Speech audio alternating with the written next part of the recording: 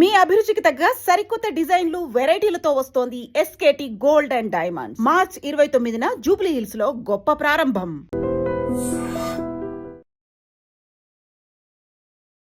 నమస్కారం, welcome to I dream. నేను మీ విజిత. చాలా మందిలో చూసుకుంటే కరోనా తర్వాత చాలా వయస్సు తక్కువ ఉన్న వాళ్ళలో కూడా గుండె జబ్బులు అనేది ఎక్కువగా చూస్తూ ఉన్నాం.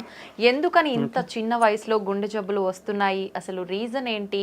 ఎక్కువగా ఆల్కహాల్, ఆయిల్స్ ఇలాంటివి ఎక్కువగా తీసుకున్న వారిలోనే హార్ట్ అటాక్స్ వచ్చే అవకాశం ఉంటుందా, లేదంటే ప్రతి ఒక్కరిలోనూ గుండె జబ్బు వచ్చే అవకాశం ఉంటుందా? ఇలాంటి మరిన్ని విషయాలు ఇప్పుడు సార్తో మాట్లాడి తెలుసుకుందాం.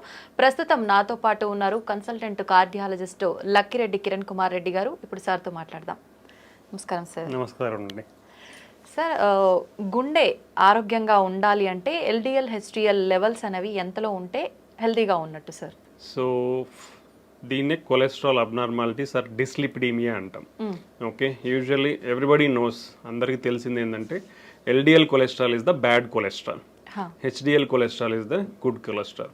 బట్ లాట్ ఆఫ్ పీపుల్ అందరూ ఏమనుకుంటారంటే మన కొలెస్ట్రాల్ అంతా ఎక్కడి నుంచి వస్తుంది, ఓన్లీ ఫుడ్లో నుంచి మాత్రమే వస్తుంది అనుకుంటారు. But it is only the part of the, మన బాడీలో ఒక కొలెస్ట్రాల్ లెవెల్స్కి it's only a part only. అంటే మొత్తం మనం బాడీలో ఉండే కొలెస్ట్రాల్ అంతా ఫుడ్లోనే తీసుకోవట్లేదు. అది ఫస్ట్ పాయింట్ గుర్తుకు పెట్టుకోవాలి. సెకండ్ థింగ్ ఏంటంటే మన బాడీలో any food, what ever food we take, so primarily మనకు ఉండేది proteins, carbohydrates and fats. So apart from fats from the food intake, మనము ప్రోటీన్స్ కానీ కార్బోహైడ్రేట్స్ తీసుకున్నా ఇవి ఎక్సెస్ మన బాడీలో ఉన్నప్పుడు it will convert to fat. అది ఫ్యాట్గా కన్వర్ట్ అయ్యే అవకాశం ఉంటుంది అనమాట. సో నాట్ ఓన్లీ మన బాడీలో ఉన్న కొలెస్ట్రాల్ లెవెల్స్కి ఆహారం ఒకటే కాదు, ఆహారంలో ఫ్యాట్స్ ఒకటే కాదు, మిగతా ఆహారం యొక్క కాంపోజిషన్ కూడా చాలా ఇంపార్టెంట్. ఓకే, సో మనకి ఆహారంలో మనకి allowed fat content is 25 to 30% of మన ఫుడ్లో ఫ్యాట్ ఇంటేక్ అనేది ఉండాలి. ఒక 60% or 50 to 60% is carbohydrates, 20%, 15 to 20% is protein intake. ఇవి మన కంపోజిషన్ ఆఫ్ ఫుడ్ కంపోజిషన్లో ఇవి ఉండాలి. ఓకే, ఇవన్నీ ఇన్ఫ్లుయెన్స్ చేస్తాయి మన బాడీలో ఉండే కొలెస్ట్రాల్ని. సో రేంజెస్ అనేది చాలా అంటే డిఫరెంట్ కొలెస్ట్రాల్కి ఒక్కొక్క రేంజ్ ఉంటుంది, ఎప్పుడు అబ్నార్మల్ అని చెప్తాం అనేది. దీంట్లో మేజర్ కాంపనెంట్స్ రెగ్యులర్గా మనం బ్లడ్ టెస్ట్ చేసినప్పుడు మనం రెగ్యులర్గా చూసే కాంపనెంట్స్ టోటల్ కొలెస్ట్రాల్ ఒకటి ఉంటుంది. So total cholesterol less than 200 mg/dL ఉండాలి. If it is more than 250 it is indication for treatment. Okay, triglycerides తీసుకుంటాం. Triglycerides usually less than 150 mg/dL ఉండాలి. మోర్ దెన్ 200 mg/dL ఉంటే we have to take the treatment. Then HDL cholesterol అనేది యూజువల్గా it is a good cholesterol కాబట్టి మన బాడీలో ఎక్కువ ఉండాలి. అంటే it should be more than 60 mg/dL. Less than around 40 to 50. ఫీమేల్స్లో అయితే లెస్ దెన్ 50, మేల్స్లో అయితే లెస్ దెన్ 40 ఉంటే it's low amount of HDL cholesterol. So that is a risk factor again. So ఇవి మన బాడీలో ఉండే కొలెస్ట్రాల్, బేసిక్ కొలెస్ట్రాల్ లెవెల్స్ ఒక abnormal values అనమాట.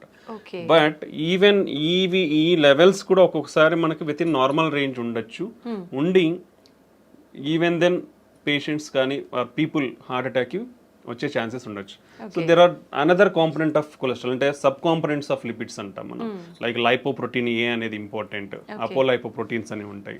So ఈ కాంపనెంట్స్ కూడా చాలా ఇంపార్టెంట్ అనమాట. సో మనము ఒకవేళ ఈ basic cholesterol levels even with in normal range ఉన్నా కానీ మనం ఫర్దర్ టెస్టింగ్ ఆఫ్ కొలెస్ట్రాల్ అనేది చెక్ చేయాల్సిన అవసరం ఉంది. సో ఈ బ్యాడ్ కొలెస్ట్రాల్, గుడ్ కొలెస్ట్రాల్ అనేది నాట్ ఓన్లీ ఫ్రమ్ ఫుడ్, మనం తీసుకునే ఫ్యాట్ ఇంటేకే కాదు, rest of the food intake అనేది కూడా చాలా ఇంపార్టెంట్. సో మనం తీసుకునే ఫుడ్లో ఈక్వాలిటీ ఆఫ్, అంటే కార్బోహైడ్రేట్స్ ఉండాలి, ప్రోటీన్స్ ఉండాలి, ఫ్యాట్స్ ఉండాలి.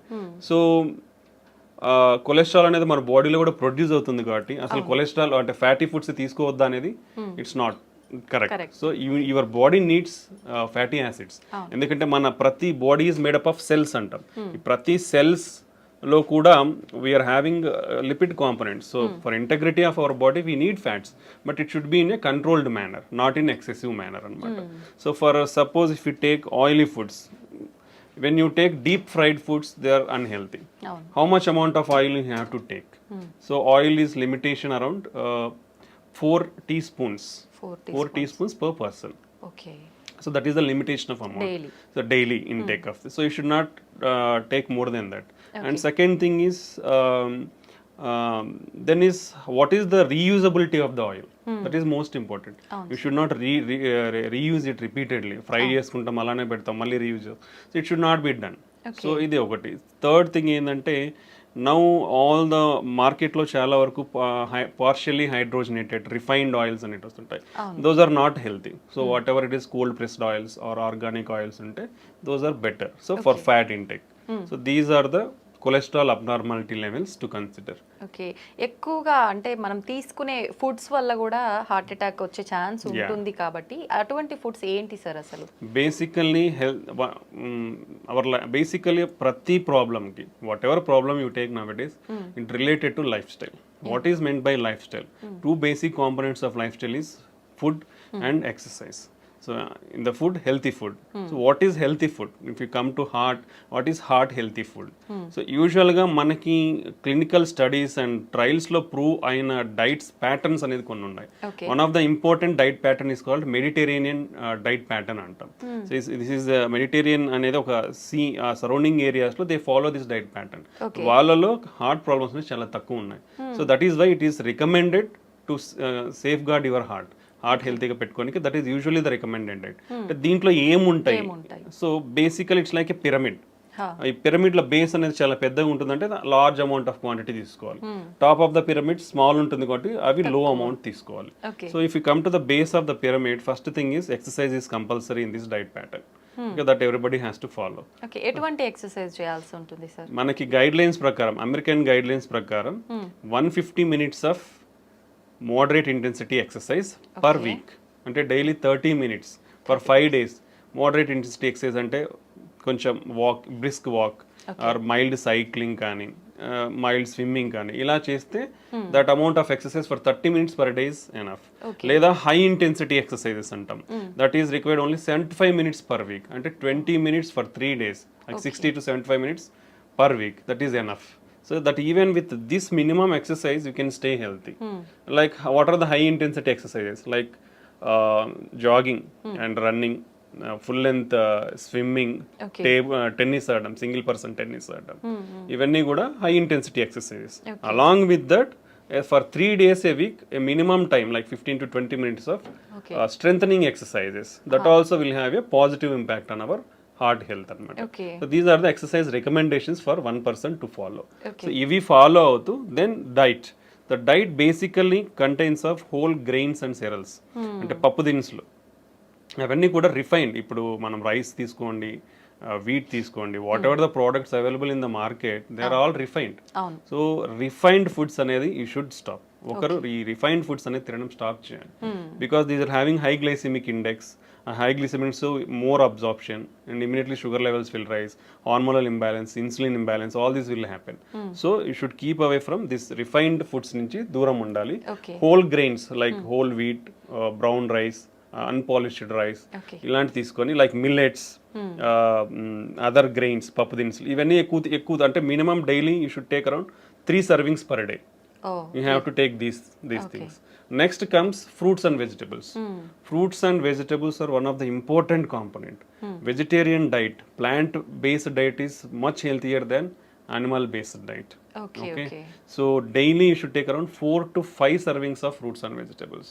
In India, if you come, hardly less than 50% of the population in India eat only one time a week. అంటే ఒక్కసారి మాత్రమే వారంలో ఫ్రూట్స్ తీసుకుంటున్నారు మన భారతదేశంలో. You see how much gap is there.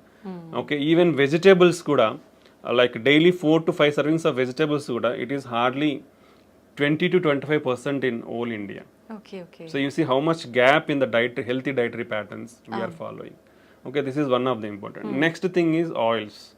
Oils limited amount, 1 teaspoon is equal to 5 grams. Okay, you should take around 4 to 5 teaspoons per person. That is the limitation amount. And reusable oils anedi undakudu. So among these oils, extra virgin olive oil is the better thing, and any plant based oil is good. Plant based oils lo kuda we have to go for like cold pressed oils. Better avoid refined oils అనేది avoid చేయాలి. దాంట్లో కూడా mono unsaturated or poly unsaturated fatty acids ఉన్న ఆయిల్స్ని prefer చేయాలి. Like sunflower, soybean oil, sesame oil, ఇవి they are good in mono or poly unsaturated fatty acids. Okay, then if you come to poultry or fish, non vegetarian. In non vegetarian usually the preferred is fish. Okay any oily fish or fish is the preferred non-vegetarian diet. Apart from that, poultry, chicken doesn't have any harmful effects on the heart, so you can take a chicken. That also like 2 to 3 servings per week, not more than that. Okay Okay, then if you come to dairy products, dairy also 1 or 2 times a day you can take dairy products. Then on the top, which is the minimal amount, like hardly once in a month okay or even less than that, all the processed foods and the red meat. The red meat comes like mutton, lamb, sheep, pork, beef. All this comes under red meat. So it is not advisable to take all these things. And all sugar sweetened beverages like cool drinks, which is the very harmful. బయటికి పోతే చాలు cool drink తాగుతారు, అది అలవాటు అయిపోతుంది అందరికి.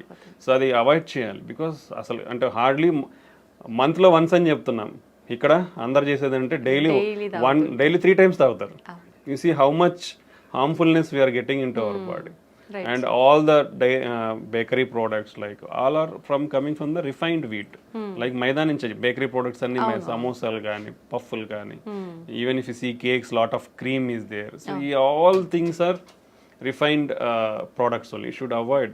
Hardly less than a month you should eat. But this is the bad thing. ఆ పైన ఉండేదే మనం అందరం కింద ఎక్కువ తింటున్నాం. So this is the unhealthy thing you should not follow. So this healthy diet follow avadam anedi chaana important. If you follow this healthy diet and regular exercise, we can control lot of risk factors like sugar gaani, BP gaani, stress levels gaani. We can reduce all of the things with healthy diet and exercise. Okay That is the importance of diet and exercise. Sir చాలా మందిలో వింటుంటాము heart attack అనేది sudden గా వస్తుంది, ఇంతకుముందు ఎప్పుడు ఉండదు, sudden గా వస్తుంది, ఎటువంటి సిమ్టమ్స్ కూడా లేవు, చాలా యాక్టివ్గా హెల్తీగా ఉన్నారు అని చెప్పి. నిజంగా ప్రతి ఒక్కరిలో కూడా సిమ్టమ్స్ అనేవి కనిపించవంటారా సార్ హార్ట్ అటాక్ వచ్చే ముందు? యూజువల్లీ హార్ట్ అటాక్ అనేది ఎందుకు వస్తుందంటే మన రక్తనాళాలు అంటే గుండె పైన 3 రక్తనాళాలు ఉంటాయి. So left side 2, right side 1. ఇది వైటల్, మన హార్ట్ పంపింగ్ కి మన హార్ట్ కూడా బ్లడ్ సప్లై అవ్వాలి. మన హార్ట్ ఏం చేస్తుంది, మన బాడీకి బ్లడ్ సప్లై చేస్తుంది. బట్ హార్ట్కి కూడా బ్లడ్ సప్లై కావాలంటే ఆ రక్తనాళాల ద్వారా బ్లడ్ అందాలి. ఓకే, సో ఆ రక్తనాళాలలో లోపల అంటే మనం ఇది ట్యూబ్ అనుకుంటే ఈ లోపల ఇన్నర్ లైనింగ్ లో మనకి ప్రాబ్లం అంతా స్టార్ట్ అయ్యింది. ఈ ఇన్నర్ లైనింగ్ లో ఫ్యాట్ అక్యుములేషన్ అనేది depends on various reasons like genetic factors అవ్వచ్చు, మనం ఇప్పుడు డిస్కస్ చేసిన risk factors like BP, sugar, cholesterol, unhealthy life style, lack of physical activity. ఈ అన్నిటి వల్ల ఏమవుతుందంటే యూజువల్లీ ద జనరల్ ప్రాసెస్ కూడా మనకున్న జెనెటిక్స్ ప్రకారం what are the basic physiology మనకు ఒక ప్రాసెస్ అంటే ఒక మనిషి పుట్టిన తర్వాత ఒక ప్రాసెస్ ఏంటంటే కొలెస్ట్రాల్ అక్యుములేషన్ అనేది అంటే కొవ్వు అనేది పేరుకుపోవడం 10 to 20 years నుంచే స్టార్ట్ అయిపోతుందండి అందరిలోనూ, ప్రతి ఒక్కరిలో. Okay, that is common for all. Okay okay okay, అది స్టార్ట్ అవ్వదు around from 20 years it will start. అది ఫర్దర్గా ఎలా హార్ట్ అటాక్ దారి తీస్తుంది అనేది it depends on all these risk factors we discussed. Okay, that's the main thing. So దీంట్లో 2 రకాలు అనమాట. ఈ కొవ్వు అనేది నిదానంగా మన లెవెల్స్ని బట్టి పేరుకుపోతూ వస్తుంటుంది. సో 10% ఉండొచ్చు, 20%, 50%, 70%. If it is more than 70% block ఉంటే మనకి గుండెకి అనేది రక్తం అనేది సరిగా అందక మన హార్ట్ అనేది స్ట్రెస్కు గురి అవుతుంది. ఓకే, ఇది ఒక మెథడాలజీ. సో అలా స్ట్రెస్కు గురైనప్పుడు ఏమవుతుంది, ఇప్పుడు నేను నడుచుకుంటూ పోతున్నాను ఫాస్ట్గా, నాకు ఎక్సర్సైజ్ ఉన్నప్పుడు మన బాడీకి స్ట్రెస్ గురైనప్పుడు ఏమవుతుందంటే మనకు పంపింగ్ ఎక్కువ కావాలి. పంపింగ్ ఎక్కువ కావాలంటే హార్ట్కి బ్లడ్ అనేది ఎక్కువ అందాలి. ఎప్పుడైతే ఈ బ్లాక్ ఉంటుందో, లైక్ ఇప్పుడు ఇలా ఉంది, ఒక ట్యూబ్ ఉంది అనుకోండి, వాటర్ ఫ్లో అవుతుంది. ఇప్పుడు కంప్లీట్ గా నార్మల్గా ఉన్నప్పుడు ఫాస్ట్ గా ఫ్లో అవుతుంది. అదే నువ్వు హాఫ్ బ్లాక్ అయిపోయింది అనుకోండి, స్లో వస్తుంది. లైక్ ద సేమ్ వే మన హార్ట్ గుండె రక్తనాళాల్లో కూడా ఈ బ్లడ్ అనేది ఈ బ్లడ్ వెజల్ అనేది మూసుకుపోయింది అనుకోండి 70%, బ్లడ్ సప్ అనేది తగ్గిపోతుంది. తగ్గిపోయినప్పుడు హార్ట్ పంపింగ్ అనేది తగ్గుతుంది. అప్పుడు మనకు సిమ్టమ్స్ లైక్ నడిచినప్పుడు కానీ, ఏదైనా పని చేసినప్పుడు కానీ, స్ట్రెస్లో ఉన్నప్పుడు ఆయాసం రావడము, ఛాతీ నొప్పి రావడము, కళ్ళు తిరగడము, వీక్నెస్ లాగా ఉండడము, ఇలా మేనిఫెస్ట్ అవుతుంది కొందరిలో. ఇది అంటే మేజర్ హార్ట్ అటాక్ రాకముందు, సడన్ హార్ట్ అటాక్ రాకముందు ఇలాంటి సిమ్టమ్స్ ఫేస్ అయ్యే ఛాన్స్ ఉంటుంది. బట్ చాలా మంది ఏం చేస్తారంటే ఇవి ఏజ్ తో రిలేటెడ్ అలా వచ్చినాయి అనుకోవడమో, లేదంటే నేను పని చేసినాను కాబట్టి పని చేస్తే ఇలా ఉంటాయి అనుకోవడం అనేది నెగ్లెక్ట్ చేస్తారు. సో ఆ నెగ్లిజెన్స్ వల్ల వీళ్ళు రికగ్నైజ్ చేయకపోవడం వల్ల సడన్ గా హార్ట్ అటాక్ కి గురవుతారు.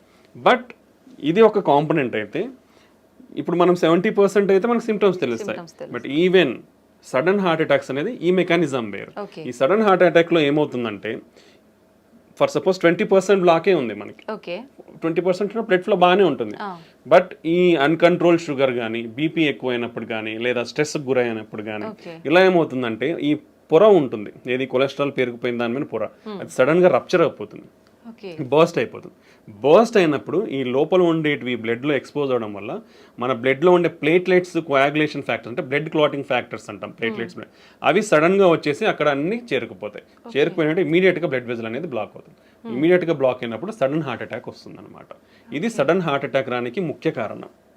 ఓకే, సో దానికి మనము ప్రియంటివ్గా మనకున్న రిస్క్ ఫ్యాక్టర్స్ని చెక్ చేసుకోవడం, రెగ్యులర్గా ఉన్న వాటిని కంట్రోల్లో పెట్టుకోవడం, హెల్తీ లైఫ్ స్టైల్ ఫాలో అవడం వల్ల ఇవన్నీ తగ్గించుకునే ఛాన్స్ ఉంటుంది. But we can't completely prevent, we can reduce the chances but we can't completely prevent. Okay, ఇది mechanism of heart attack. So ప్రీవియస్గా ఏ సిమ్టమ్స్ లేని వాళ్ళు కూడా ఈ 20% ప్లాక్స్ అనేది సడన్ గా బర్స్ట్ అయినప్పుడు సడన్ హార్ట్ అటాక్ వచ్చే అవకాశం ఉంటుంది అనమాట. ఓకే, ఇది అక్యూట్ హార్ట్ అటాక్ అంటాం. మనం ఫస్ట్ ప్రీవియస్గా స్లోగా నడిచేటప్పుడు వచ్చేదాన్ని chronic coronary syndromes, chronic heart attack లాగా చెప్పొచ్చు అనమాట. ఇది మనకు హార్ట్ అటాక్ వచ్చే విధానం. ఓకే సార్, ఇందాక మీరు కూడా చెప్పారు చాలా మంది నెగ్లెక్ట్ చేస్తారు ఇలాంటి సిమ్టమ్స్ ఉన్నప్పుడు అని. కొంతమంది అనుకుంటారు గ్యాస్ట్రిక్ ప్రాబ్లం వల్ల కూడా నొప్పి వస్తుంది అని చెప్పి, అది ఇది ఆయాసం నార్మల్గా కొంచెం వెయిట్ ఎక్కువ ఉన్న వాళ్ళకి కానీ, కొంతమంది ఎక్కువ ఎక్సర్సైజ్ చేయని వాళ్ళకి కానీ వస్తూనే ఉంటుంది. దీనికి దానికి డిఫరెన్స్ తెలుసుకునే అవకాశం ఉంటుందా సార్? ఇప్పుడు యూజువల్గా హార్ట్ అటాక్లో వచ్చే పెయిన్ ఏంటంటే మనం ఛాతీ చాలా బరువు ఉంటుందన్నమాట. అంటే ఒక 100 kgs వెయిట్ పెట్టినట్లు ఉంటుంది మన ఛాతీ మీద, ప్రెషర్ ఫీల్ అవుతాం. ఓకే, నొప్పి కాదు, basically it's like discomfort. Heavy బరువు పెట్టేస్తే ఏమవుతుంది, ఊపిరి ఆడకుండా అవుతుంది. సో ఆ బరువుతో పాటే మనకి ఈ ఊపిరి ఆడకుండా ఉండే సెన్సేషన్ తెలుస్తుంది అనమాట. So that is typical of heart attack. Okay, అది చాలా ఇంపార్టెంట్. అలా కాకుండా సమ్ టైమ్స్ సూదులు కూర్చున్నట్లు ఉండడం కానీ, లేదా ఏదో మైల్డ్గా నలతగా ఉండి మైల్డ్ పెయిన్ తెలుస్తూ ఉంది, లేదా ఆ పెయిన్ ఇట్లా చేతికంతా పాకుతున్నట్లు తెలియడము, దాంతో పాటు వామిటింగ్ వచ్చిన సెన్సేషన్ ఉండడం కానీ, లేదా కళ్ళు తిరిగినట్లు ఉండే అవకాశం ఉంటుంది. ఓకే, చెమటలు పట్టిపోతాయి, చాలా ఎక్కువ పట్టిపోతాయి చెమటలు. సో ఇలా కూడా సిమ్టమ్స్ ఉండొచ్చు అనమాట. Okay, so but gastric pain ఎలా ఉంటుంది యూజువల్గా ఏంటంటే మనకి కొంచెం ఈ పొత్తి కడుపులో మంటగా ఉంటుంది, మంటగా ఉండి ఆ పైకి గ్యాస్ట్రిక్ రిఫ్లక్స్ అంటాం, యాసిడ్ కాబట్టి ఆ రిఫ్లక్స్ కూడా ఇక్కడ నుంచి ఇక్కడ వరకు కూడా మనకు బర్నింగ్ ఉంటుంది గొంతు వరకు. యూజువల్గా గ్యాస్ట్రిక్ పెయిన్ అలా ఉంటుంది అనమాట. But any type of pain, అంటే మనం డిస్క్రైబ్ చేసుకున్న పెయినే హార్ట్ అటాక్ అని ఉండాల్సిన అయితే ఉండదు, అది టిపికల్. అలా ఉంటే కంపల్సరీ హార్ట్ అటాక్. బట్ అలా కాకుండా కూర్చున్నట్లున్న పెయిన్గా ఉన్న అది కూడా హార్ట్ అటాక్ అయి ఉండొచ్చు. Okay, any pain. That's why నేను ఎప్పుడు ప్రతి ఇంటర్వ్యూలో ప్రతి ఒక్కరికి నేను ఒకటే చెప్తాను, నీకు ఎటువంటి ఛాతీ నొప్పి వచ్చినా ఒక 30 సంవత్సరాలు 40 సంవత్సరాలు దాటిన తర్వాత నెగ్లెక్ట్ చేయొద్దండి. గ్యాస్ ట్రబుల్ పెయిన్ అనుకోవద్దండి, లేదా కండరాల నొప్పి అని అనుకోవద్దండి, లేదా ఎముకలు నొస్తున్నాయని అనుకోవద్దండి. మీకు ఆ నొప్పి తగ్గట్లేదు, విపరీతమైన నొప్పి ఉంది, ఆ ఇంటెన్సిటీ అంటాం, పెయిన్ ఇంటెన్సిటీ అంటాం, మైల్డ్గా ఉంది, పెరుగుతుంది, ఆ ఇంటెన్సిటీ అలా పెరుగుతూ ఉన్నా, సో అలాంటప్పుడు ఇమ్మీడియట్గా ఒకే ఒక చిన్న టెస్ట్, ఈసీజీ టెస్ట్ అంటాం. జస్ట్ హాస్పిటల్ ఎక్కడికి పోయినా, ఏ చిన్న క్లినిక్ పోయినా majority of the times diagnostic సెంటర్లలో కూడా ఈసీజీ అవైలబిలిటీ ఉంటుంది. సో అలా ఇబ్బంది ఉన్న వాళ్ళు ఒక చిన్న ECG, that cost very less than around 200 to 300 కంటే ఎక్కువ ఉండదు ఈసీజీ అనేది. ఓకే, సో ఎక్కడికి పోయినా అలాంటి ఈసీజీ అనేది తీస్తారు. సో ఆ చెస్ట్ పెయిన్ అనేది ఎటువంటి చెస్ట్ పెయిన్ ఉన్నా ఒక ఈసీజీ తీసుకుంటే ప్రాణం కాపాడుకోవచ్చు. ఎందుకంటే అక్యూట్ హార్ట్ అటాక్ ఈసీజీలో చాలా ఈజీగా తెలిసిపోతుంది. సో దాంట్లో హార్ట్ అటాక్ చేంజెస్ ఉన్నాయా, ఇమీడియట్గా డాక్టర్స్ అక్కడ ఉన్న అవైలబిలిటీ ఉంటే ట్రీట్మెంట్ ఇస్తారు, లేదంటే రెఫర్ చేస్తారు. ఒకవేళ అది నార్మల్గా ఉందంటే ఊపిరి పీల్చుకొని then you can evaluate slowly. Okay, so any type of chest pain, ఎటువంటి ఛాతీ నొప్పి ఉన్నా కానీ ఏ మాత్రం నిర్లక్ష్యం చేయకుండా ఇమీడియట్గా ఒక ఈసీజీ టెస్ట్ తీసుకొని మీ ప్రాణాలను కాపాడుకోండి. That's the good thing. Sir, once pain వచ్చింది అనగానే వెంటనే టెన్షన్ ఎక్కువైపోతుంది, అసలు పక్కన ఉన్న వాళ్ళకి కూడా ఏం చేయాలనేది అర్థం కాదు. అటువంటి టైంలో మనం హాస్పిటల్కి వెళ్ళే ముందుగానే ఇంట్లో జాగ్రత్త తీసుకునే అవకాశం ఉందంటారా సార్? బేసికల్లీ ఫస్ట్ థింగ్ ఏంటంటే ఇట్లా సడన్ హార్ట్ అటాక్ వచ్చినప్పుడు there is no time. Even with this latest technological advancements, మనకు ఇంతకుముందు హార్ట్ అటాక్ ఎలా కనుక్కోవాలో రీచబిలిటీ ఉండేది కాదు, ఏది ఇన్వెస్టిగేషన్స్ కానీ. ఇప్పుడు ఎక్కడికి పోయినా, ఏ చిన్న విలేజ్కి కానీ చిన్న టౌన్కి వెళ్ళినా ఇవి ఫాస్ట్గా వెళ్ళొచ్చు, ఈసీజీ తీయించుకోవచ్చు, డయాగ్నోస్ చేసుకోవచ్చు. ఇంత అడ్వాన్స్మెంట్స్ ఇన్ ట్రాన్స్పోర్టేషన్ ఉన్న, టెక్నాలజీలో ఉన్న, ఈవెన్ ఇప్పటికీ కూడా before reaching the hospital 50% of the people die at home or during the transport to hospital. So that much severity is the heart attack. So it doesn't give time. Basically, it doesn't give time. It depends on lot of factors. Heart attack వచ్చిన వాళ్ళు సడన్గా చనిపోవచ్చు ఇంట్లో. ఇప్పుడు మనం చాలానే వింటుంటాం నిద్రలోనే చనిపోయినారు. ఇట్ విల్ హ్యావ్ సడన్గా బ్లాక్ అయినప్పుడు ఏమవుతుందంటే ఈ మన కండరం అనేది ఎలక్ట్రికల్ సిస్టమ్ ఉంటుంది బాడీలో, అది సడన్గా బ్లడ్ ఫ్లో తగ్గిపోవడం వల్ల ఫిబ్రిలేట్ అవుతుంది అనమాట. ఫిబ్రిలేట్ అంటే హార్ట్ రేట్ అనేది ఫాస్ట్ కొట్టుకుంటుంది. సో అది రికగ్నైజ్ చేసే లోపలనే పేషెంట్ విల్ డై. బికాస్ చాలా మందికి తెలియదు how to recognise it.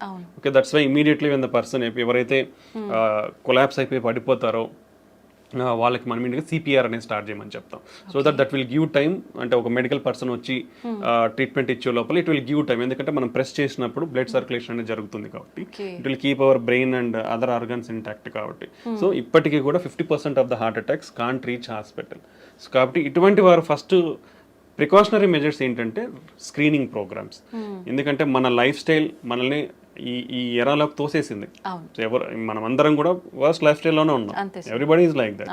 Okay, 30 years దాటితే బీ కేర్ఫుల్, 40 years దాటితే ఇంకా be careful. So annual screening checkups, that is most important. That is every if you తీసుకుంటే బీపీ కానీ షుగర్ కానీ 1 in 3 persons are undiagnosed. Okay, so ఎవరికి తెలియదు. ఆడి hospital పోతే బీపీ ఉందన్నారు, హాస్పిటల్ పోతే షుగర్ ఉందన్నారు అని చెప్తారు. సో మనకు తెలియదు చాలా జబ్బులు మనకు ఉన్నాయని, బికాస్ అర్లీ స్టేజెస్ లో మేనిఫెస్ట్ కావు సిమ్టమ్స్ అనేది. So we have to identify through some investigations. So annual screening programmes అనేది చాలా important. Okay, second thing, BP కానీ షుగర్ కానీ కొలెస్ట్రాల్ అబ్నార్మాలిటీస్ ఉన్న వాళ్ళు కానీ వీళ్ళందరూ చాలా జాగ్రత్తగా ఇప్పుడు బీపీ ఉన్న వాళ్ళు they have to keep 1 BP monitor in their home. ఇప్పుడు ఎందుకంటే హాస్పిటల్లో చూసే బీపీ వాల్యూస్ కంటే ఇంట్లో ఉన్న బీపీ వాల్యూస్ చాలా యాక్యురేట్ ఉంటుంది. దట్ హోమ్ బీపీ బేస్డ్ ట్రీట్మెంట్సే ఇస్తాం మేము కూడా. ఇఫ్ సంబడి ఎవరన్నా ఇంట్లో బీపీ రెగ్యులర్గా నోట్ చేసుకుంటున్నారంటే ఆఫీస్లో ఒక 20 వరకు ఎక్కువ ఉండొచ్చు because of anxiety are lot of things. Okay, home BP monitoring అనేది చాలా ఇంపార్టెంట్ బీపీ కంట్రోల్లో పెట్టుకోనికి. ఓకే, రెగ్యులర్గా బీపీ మిషన్ అనేది పెట్టుకోవాలి. బీపీ షుగర్ ఉన్న వాళ్ళు కూడా అట్లీస్ట్ మంత్లీ చెక్ చేయించుకోవాలి. ఎవ్రీ 3 monthsకి HbA1c టెస్ట్ అనేది ఒకటి చేసుకోవాలి. Okay, strict control of BP and diabetes చేసుకోవాలి. కొలెస్ట్రాల్ లెవెల్స్ కూడా స్ట్రిక్ట్ కంట్రోల్లో ఉండాలి. Healthy life style, take healthy food. అవసరమైనంత మాత్రమే తినండి, అనవసరంగా ఏదో ఇప్పుడు ఏంటంటే అవైలబిలిటీ ఈజీ అయిపోయింది. If you see some 30 years back people are dying from malnutrition. Food కానీ ఇవన్నీ అందక చనిపోయేవాళ్ళు. బట్ ఇప్పుడు అంతా బికాస్ మాల్ న్యూట్రిషన్ వల్ల ఫుడ్ వల్ల ఇట్లా అయిపోతున్నారని గవర్నమెంట్స్ అని ఏం చేశారంటే policies easy availability of food చేసేసాయి. లైక్ ఫ్రీ పథకాలు కానీ అంటే చాలా ప్రొవిజన్స్ ఇచ్చేసారు, ఎవరు కూడా ఆకలితో చావకూడదు అనేసి. ఇప్పుడు ఈజీ అవైలబిలిటీ ఆఫ్ ఫుడ్ అయిపోయింది. So you don't have to move out to get food. So easy availability of food అయిపోయిన తర్వాత వచ్చింది కదా ఉంది కదా అని తినేస్తా ఉన్నారు. That will lead to lot of problems. So take your healthy diet, take required proportions only and do regular exercise. So ఇలా ప్రికాషనరీ మెజర్స్ తీసుకుంటే మనము ఈ హార్ట్ అటాక్ సడన్ గా వచ్చే దాని నుంచి ప్రివెంట్ చేసుకోవచ్చు. బట్ బిఫోర్ ఎనీథింగ్ అంటే ఒక హార్ట్ అటాక్ వచ్చే ముందర మనకి మినిమం కొంచెం ఛాతీ నొప్పి కానీ ఆయాసంగా ఫీల్ అవ్వడం, ఆ ఆయాసంతో యాంగ్జైటీ, ఎయిర్ హంగర్ అంటాం, మనకి ఏదో గాలి ఆడట్లేదు అనిపిస్తుంది. ఓకే, యాంగ్జైటీ స్టార్ట్ అవుతుంది, చెమటలు పట్టచ్చు, వామిటింగ్ సెన్సేషన్ ఉండొచ్చు, సో చెయ్యి లాగచ్చు. ఇలాంటి మైల్డ్ ప్రికాషనరీ సైన్స్ ఉంటాయి. పర్టికులర్లీ మనం తీసుకుంటే డయాబెటీస్ కానీ ఎల్డర్లీ మోర్ దాన్ 60-65 years వాళ్ళలో కానీ ఫీమేల్స్ కానీ పర్టికులర్లీ ఈ 3 కేటగిరీలో సిమ్టమ్స్ అనేది చాలా తక్కువగా తెలుస్తాయి. ఛాతీ నొప్పి వచ్చినా దే కాంట్ రికగ్నైజ్, ఎందుకంటే మైల్డ్గా ఉంటాయి వాళ్ళలో. సో ఆ మైల్డ్ది నెగ్లెక్ట్ చేస్తే more dangers. So particularly females, elderly people more than 60-65 years and diabetes ఉన్న వాళ్ళు ఎంత మైల్డ్ సిమ్టమ్ ఉన్నా ఇమీడియట్గా they should go to hospital and evaluate. దాన్ని సరి చేసుకుంటే మనము అర్లీగా రికగ్నైజ్ చేసుకొని విల్ ప్రివెంట్ ఫర్దర్ కాంప్లికేషన్స్. ఇవి మనకు హార్ట్ అటాక్ ముందు వచ్చే precautionary science. Okay sir, alcohol తీసుకునే వారికి హార్ట్ అటాక్ వచ్చే అవకాశం ఎంత వరకు ఉంటుంది సార్? అది ప్రమాదకరమైంది అంటారా? కంపల్సరీ వస్తుందండి. ప్రీవియస్గా ఏమైందంటే lot of studies I think జెంట్స్లో ఒక డైలీ ఒక 2 drinks కానీ, 2 drinks అంటే బాటిల్స్ కాదు, there is some limit of, అంటే ఒక బీర్ తీసుకుంటే 300 ml, or if you take wine 150 ml, or if you take alcohol like whisky 40% alcohol తీసుకుంటే ఒక 40 ml అట్లా ఉండేటివి. Like 2 drinks per day for men and 1 drink per day for women అనేది. But all the recent guidelines for the past 2 years మనకు వచ్చిన clinical trials and studies, what ever alcohol you take it is risky only. Okay, whatever alcohol, ఎంత amount of alcohol తీసుకున్నారో దానివల్ల మీకు హాని అయితే ఉంది. So better completely avoid alcohol intake. Okay, that's the recent studies shown us previous గా ఏదో some health benefits అని అందరూ అనుకుంటా ఉండేవాళ్ళు, but there is nothing like that. Whatever amount of alcohol you take, your మీ health అనేది damage అవుతూ వస్తుంది. Some day it will accumulate and cause major big problems అన్నమాట. సో ఇలా ఒకటి ఉంటుంది. రెండోది ఆల్కహాల్ అనేది ఎప్పుడో ఒకసారి కదా తాగేది అనుకొని ఈ రోజు వేసేసేయాలి బాటిల్స్ అనుకొని 3 బాటిల్స్ ఇట్లా తీసుకునే వాళ్ళు ఉంటారు కొందరు. ఎప్పుడో ఒకసారి తీసుకుంటున్నాను కదా, అది కూడా రాంగ్. ఎందుకంటే అంత బింజ్ ఆల్కహాల్ డ్రింకింగ్ అంటాం దాన్ని. సో ఆ బింజ్ ఆల్కహాల్ డ్రింకింగ్ లో ఏమవుతుందంటే హార్ట్ రేట్ అబ్నార్మాలిటీస్ ఉంటాయి. హార్ట్ రేట్ అబ్నార్మాలిటీస్ సడన్ గా హార్ట్ రేట్ ఎక్కువైపోయి patient may die. Okay, so binge alcohol drinking avoid completely.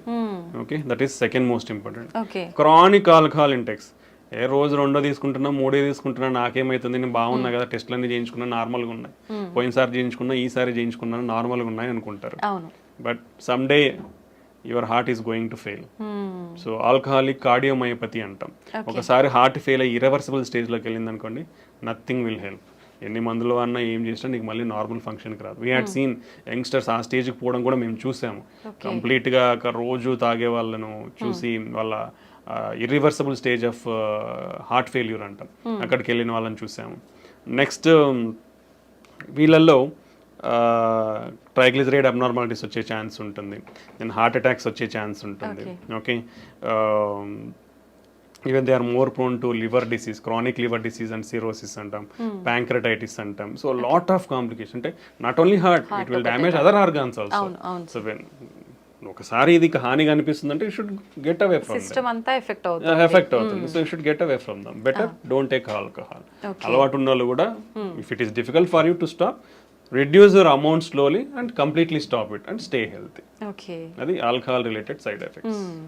Sir ప్రతి ఒక్కరం కూడా వింటూనే ఉంటాం ఆల్కహాల్ కానీ స్మోకింగ్ కానీ రెండు కూడా ప్రమాదకరమని. ఇప్పుడు మీరు కూడా చెప్పారు ఆల్కహాల్ తీసుకుంటే ఎటువంటి ప్రమాదం, మరి స్మోకింగ్ తీసుకునే వాళ్ళు ఎటువంటి ప్రమాదాలు ఉంటాయి, ప్రత్యేకించి హార్ట్కి సంబంధించి ఎలాంటి హాని జరుగుతుంది? Smoking is the deadliest risk factor అండి. రెండు పెద్ద అనారోగ్యాన్ని చేయగలిగే జబ్బులు ఏంటంటే ఒకటి షుగర్, రెండోది స్మోకింగ్. ఈ రెండు చాలా డేంజరస్. అంటే బాడీలో ప్రతిదీ అఫెక్ట్ అయిపోతుంది. ఈ రెండింటి వల్ల ప్రతి ఆర్గన్ బాడీలో అఫెక్ట్ అయిపోతుంది. స్మోకింగ్ అనేది మన బ్లడ్ వెజల్స్లో ప్రతి బ్లడ్ వెజల్ని కొవ్వు పెరిగిపోయే ఛాన్స్ ఇస్తుంది, ఇన్ఫ్లమేషన్ ఉంటుంది, బ్లడ్ క్లాటింగ్ రిస్క్ పెరుగుతుంది. సో ఒక బ్లడ్ వెజల్ అనేది మన బాడీ మొత్తం బ్లడ్ వెజల్స్ ఉంటాయి. సో ఎక్కడైనా ఇవి అఫెక్ట్ అవ్వచ్చు. సో ఒక ఆర్గాన్, ఏ ఆర్గాన్ బ్లడ్ వెజల్ అఫెక్ట్ అయితే ఆర్గాన్ ఫెయిల్ అయిపోతుంది. And particularly smoking will cause every type of cancer. మనకు తెలిసిందే, oral cancer, okay, lung cancer, oesophageal cancer, pancreatic cancer, colon cancer అన్నీ వస్తాయి స్మోకింగ్తో. Okay, and heart definitely smoking heart అటాక్స్కి one of the biggest cause. Smoking వల్ల ప్రపంచంలో సంవత్సరానికి 1 billion people are dying. ఇండియాలో 1 million people are dying because of smoking. Almost 30% of the Indians are smokers. Okay, ఇది మన statistics. So that much serious side effects ఉన్నప్పుడు you should completely stop it. Usually governments కూడా they are not able to ban because of I don't know lot of reasons, but they are bringing lot of strict regulatory measures. Every pack మీద completely avoid smoking అనేది definitely ఉంటుంది. Everywhere they display, even in public places like theaters they are displaying stop smoking and they are showing the consequences of చూపిస్తున్నారు. Brain stroke, cancers, heart attacks, emphysema, lung problems, ఆయాసం రావడము. So what not every organ is getting affected. So completely stop smoking. It is dangerous. Smoking అంటే మనం smoking చేయడమే కదండి, మీరు ఇప్పుడు నీ చుట్టుపక్కల వాళ్ళు కూడా అఫెక్ట్ అవుతారు. ఇఫ్ సంబడీ స్మోకింగ్, చుట్టుపక్కల వాళ్ళు ఒక 10 మంది ఉంటే వాళ్ళు 10 మంది కూడా అఫెక్ట్ అవుతారు. That is called as second hand smoke అంటాం. సార్ స్మోక్ చేసిన వాళ్ళకంటే ఎక్కువ పక్క వాళ్ళకే ఎక్కువ ఎఫెక్ట్ అయ్యే ఎక్కువ అనేది లేదు, కానీ ఎక్కువ అని చెప్పలేము. స్మోక్ చేసే వాళ్ళు ఎంత ఎఫెక్ట్ అవుతారో సెకండ్ హ్యాండ్ స్మోక్ అంటే పక్కన తాకుండా పీల్చుకునే వాళ్ళు కూడా అఫెక్ట్ అవుతారు. So it can be seen in both females లో, కానీ మనం పెద్దవాళ్ళలో అయితే వాళ్ళకి గుండె జబ్బులు రావచ్చు, బ్రెయిన్ స్ట్రోక్ రావచ్చు, ఊపిరితిత్తుల ప్రాబ్లమ్స్ ఇవన్నీ వచ్చు. చిన్నపిల్లల్లో కూడా ఇలా ఊపిరితిత్తుల ప్రాబ్లమ్స్, రికరెంట్ రెస్పిరేటరీ ట్రాక్ట్ ఊపిరితిత్తుల infections, or upper respiratory tract infections, low birth weight, ఇలా చాలా కారణాలు ఉండే అవకాశం. సో ఒక ఫ్యామిలీలో మీరు ఇంట్లోనే తాగుతున్నారంటే మీ వైఫ్ అఫెక్ట్ అవుతుంది, మీ పిల్లలు ఇబ్బంది అవుతారు. ఓకే, ఆల్వేస్ రిమెంబర్ ఒక సిగరెట్ తాగే మనిషి నేనేదో తాగుతున్నా నా ఆరోగ్యం పాడైపోతుంది అని అయితే ఎప్పటికి అనుకోవద్దండి. మీ ఆరోగ్యం కూడా ఆరోగ్యమే కాబట్టి స్టాప్ చేయండి. మీ ఆరోగ్యంతో పాటు మీరు స్మోక్ చేయడం వల్ల పక్కన వాళ్ళ ఆరోగ్యాన్ని కూడా నాశనం చేస్తున్నారు. సో పక్కన వాళ్ళు కూడా కొంచెం ఇనిషియేటివ్ తీసుకొని అలా ఎవరైనా చేసినప్పుడు వాళ్ళకి ఇవి చెప్తే వాళ్ళు అట్లీస్ట్ పోయి పక్కకు పోయినా తాగేస్తారు, లేదంటే మానేయమన్నా మానేస్తారు అప్పుడు. Okay, so and you should encourage smokers. ఎవరైతే సిగరెట్స్ తాగుతున్నారో వాళ్ళకి ఇవన్నీ చెప్పి వాళ్ళని ఎంకరేజ్ చేయాలి to quit smoking. Because smoking అనేది స్టాప్ చేసిన తర్వాత హార్ట్ అటాక్ రిస్క్ తగ్గనికి 10 సంవత్సరాలు పడుతుందండి. ఒక మనిషి ఇప్పుడు స్మోకింగ్ స్టాప్ చేసినా కానీ అతనికి హార్ట్ అటాక్ రిస్క్ తగ్గనికి, అంటే ఈ స్మోకింగ్ మానేసినాక కూడా 10 years వరకు అతనికి హార్ట్ అటాక్ రిస్క్ చాలా ఎక్కువ ఉంటుంది. Okay, that is the impact of smoking. మానేసాకే అన్ని ఇయర్స్ ఉంటే కంటిన్యూ ఉన్నప్పుడు ఎంత సిగ్నిఫికెంట్ ఉంటుందో ఆలోచించాలి అందరూ కూడా. Okay, that is most important. So next ఏమొస్తాయంటే మనకు సెకండ్ హ్యాండ్ స్మోక్ కాకుండా called as e-cigarettes అంటారు. Those are also dangerous. Okay. Smoking related anything like e-cigarettes, దాంట్లో నికోటిన్ ఉండదు. But still lot of studies, even in US studies also showed, even if somebody advertise that non-nicotine cigarettes ఉన్నా కానీ దాంట్లో కూడా nicotine ఉంటుంది. Nicotine లేకపోయినా lot of damaging products like metallic, tin, lead, mercury ఇలాంటి చాలా కాంపౌండ్స్, డేంజరస్ కాంపౌండ్స్ ఉంటున్నాయి. So even everything, hookahs is also dangerous. E-cigarettes, hookahs, everything is dangerous. So completely avoid all those products and stay healthy. Okay sir, చాలా మంది pan, gutka ఇలాంటివి ఎక్కువగా తీసుకుంటూనే ఉంటారు non stop గా, ఎక్కడ పడితే అక్కడ ఉమ్మేస్తూ ఉంటారు. అలాంటి వాళ్ళకి కూడా గుండె జబ్బులు వచ్చే అవకాశం ఉంటుంది. డెఫినెట్లీ వస్తాయండి. పాన్, గుట్కా అనేది కూడా ఏముంది, పొగాకే కదా. పొగాకు పీల్చినా నమిలినా అంతా లోపలికే పోతుంది, బ్లడ్ లోకే అబ్జర్వ్ అవుతుంది.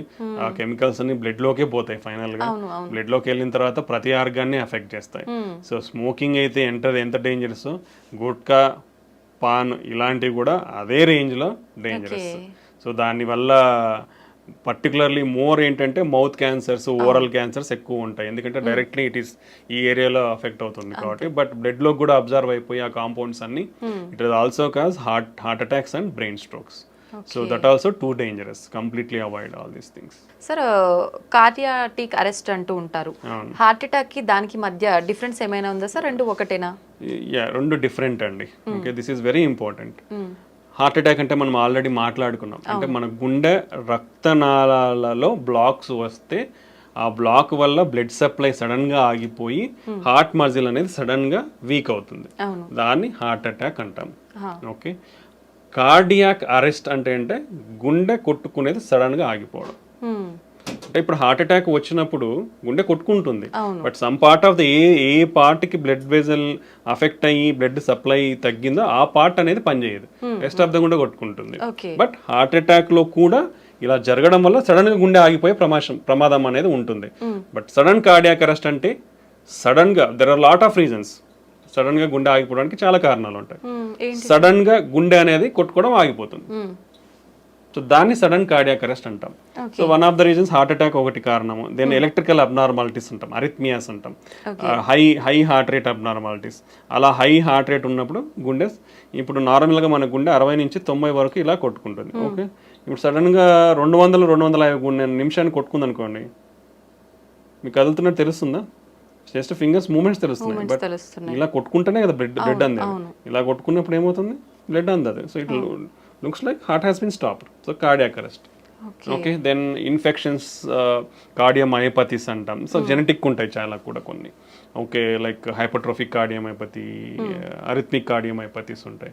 కొన్ని ఛానలోపతీస్ అంటాం, అంటే మన బేసిక్ మాలిక్యులర్ లెవెల్లో కొన్ని ఛానల్స్ ఉంటాయి మన ఫంక్షన్స్ కానీ. So long QT syndrome, short QT syndrome, Brugada syndrome, ఇట్లా లాట్ ఆఫ్ థింగ్స్ ఉంటాయి అన్నమాట. Even like drug abuse will cause sudden heart attacks, sudden cardiac arrest, excessive alcohol cause sudden cardiac arrest.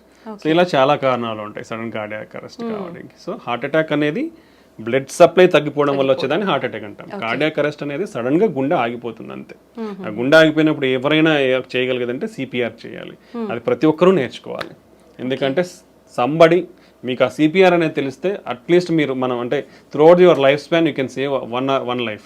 అది compulsory everybody, అంటే చదువులేని వాళ్ళు కూడా నేర్చుకోవచ్చు. అది it's not a big science కానీ నాలెడ్జ్ కానీ ఏం లేదు. అదేంటి just need a simple training. Everybody ఆ ట్రైనింగ్ ని కూడా తీసుకోవచ్చు. Lot of online programmes, hospitals are offering CPR programmes. CPR training అనేది తీసుకుంటే సండే అంటే అట్లీస్ట్ మనకు ఛాన్స్ దొరికినప్పుడు అవసరంలో ఉన్న వాళ్ళకి మనము ఆ సిపిఆర్ ఇచ్చి కాపాడగలిగే వాళ్ళం అవుతాం అనమాట. ఓకే సార్, మీరు చెప్పారు షుగర్ ఉన్న వాళ్ళలో కూడా ఎక్కువగా హార్ట్ అటాక్ వచ్చే అవకాశం ఉంటుంది అని చెప్పి. కొంతమందిలో షుగర్ ఉంటుంది బట్ కంట్రోల్లోనే టాబ్లెట్స్ వాడుతుంటారు, దాని దగ్గర డైట్ కంట్రోల్లో ఉంటుంది. అలాంటి వాళ్ళలో కూడా హార్ట్ అటాక్ వచ్చే ఛాన్స్ ఉంటుందా? యూజువల్గా అన్కంట్రోల్డ్ షుగర్స్ వాళ్ళకి very high risk. But even diabetes under కంట్రోల్లో ఉన్న వాళ్ళకి కూడా వచ్చే ఛాన్స్ ఉంటుంది. ఎందుకంటే so by the time in literally in our country 80% of the people are having diabetes. Okay, and less than 50% are not under control. So uncontrol sugars అనేది చాలా ఎక్కువ. ఓకే, అండ్ షుగర్ ఉన్న వాళ్ళలో షుగర్ ప్రాబ్లమ్ ఒకటే ఉండదండి. BP ఉంటుంది, cholesterol abnormalities ఉంటుంది, kidney problems ఉండే ఛాన్స్ ఉంటుంది. సో మల్టిపుల్ ప్రాబ్లమ్స్ ఉంటాయి. సో ఇలా మల్టిపుల్ ప్రాబ్లమ్స్ ఉన్నప్పుడు one of the factor will affect. So even when your blood sugar is there, still chances of getting. And చాలా మందికి షుగర్స్లో మేము డయాబెటిక్స్లో ఏంటంటే మేము యాంజియోగ్రామ్స్ చేసినప్పుడు చూస్తాం. ఎందుకంటే వాళ్ళు ఆయాసం రావడమో లేదంటే ఛాతీ నొప్పి వస్తుందని నడిస్తే ఛాతీ నొప్పి వస్తుంది రావడమో జరుగుతూ ఉంటుంది మెజారిటీ. సో వాళ్ళలో యూజువల్గా there are different specific type of blocks ఉంటాయి. అంటే పైనుంచి కింది వరకు బ్లడ్ వెజల్స్ అన్ని సన్నగా అయిపోతాయి. By the time you start treatment, మీరు ట్రీట్మెంట్ స్టార్ట్ చేసే టైంకి కానీ లేదా కంట్రోల్ అయ్యే టైంకి జరగాల్సిన డ్యామేజ్ జరిగిపోయి ఉంటుంది. ఇప్పుడు మీరు కంట్రోల్ అవ్వకముందు షుగర్ కంట్రోల్ అయ్యే లోపలనే మీకు 60% 70% బ్లాక్స్ ఉన్నాయనుకోండి, చిన్న ఈవెంట్ చాలు ఫ్యూచర్లో. అంటే షుగర్ కంట్రోల్లో ఉన్న, బీపీ పెరిగినా లేదంటే స్ట్రెస్లో ఉన్నా లేదంటే ఒక ఇన్ఫెక్షన్ వచ్చినా, హార్ట్ రేట్ పెరిగిపోయినా, ఇట్లా ఏదో ఒక ఫ్యాక్టర్ వచ్చినా హార్ట్ అటాక్ కానీ వచ్చే అవకాశం ఉంటుంది అనమాట. సో షుగర్ కంట్రోల్ తో పాటు healthy life style and other risk factors ఏమన్నా ఉంటే అవి కంట్రోల్లో పెట్టుకుంటే తక్కువ ఛాన్స్ ఉంటుంది. అంటే అందరికీ అలానే ఉంటుందని చెప్పలేము. షుగర్ ఉన్న వాళ్ళల్లో నార్మల్ వెజల్స్ కూడా ఉండే ఛాన్స్ ఉంటుంది. అంటే స్ట్రిక్ట్ కంట్రోల్, అంటే ఇనిషియల్గానే ఫస్ట్ నుంచి స్ట్రిక్ట్ కంట్రోల్ ఉండాలి. అంటే కొన్ని ఇయర్స్ అంతా కంట్రోల్లో లేకుండా ఫైనల్గా కంట్రోల్ అయింది కదా అనుకుంటే ముందంతా డ్యామేజ్ జరిగిపోయి ఉంటుంది. వెన్నెవర్ మీకు షుగర్ ఉందని తెలిసినప్పటి నుంచి మీరు స్ట్రిక్ట్ కంట్రోల్లో పెట్టుకోవాలి. ఇప్పుడు కంట్రోల్ అయింది, చాలా మంది ఒక క్వశ్చన్ కూడా అడుగుతుంటారు, సార్ షుగర్ టాబ్లెట్స్ వాడుతున్నాం కంట్రోల్ అయింది కదా, టాబ్లెట్స్ తగ్గిస్తారా అని. మీరు టాబ్లెట్స్ తీసుకుంటున్నారు కాబట్టి కంట్రోల్లో ఉంది. ఓకే, ఇప్పుడు టాబ్లెట్స్ తీసేస్తే ఏమవుతుంది, మళ్ళీ పెరిగే అవకాశం ఉంటుంది. సో మీకు టాబ్లెట్లు తీసేయాలి అది తగ్గించాలన్నప్పుడు ఏంటంటే strict diet patterns, strict regular exercise ఇవన్నీ ఫాలో అయినప్పుడు డెఫినెట్లీ మీకు ఆ నీడ్ లేదు, ఇన్ని మెడికేషన్స్ వాడాల్సిన నీడ్ లేదంటే definitely we can reduce the drugs.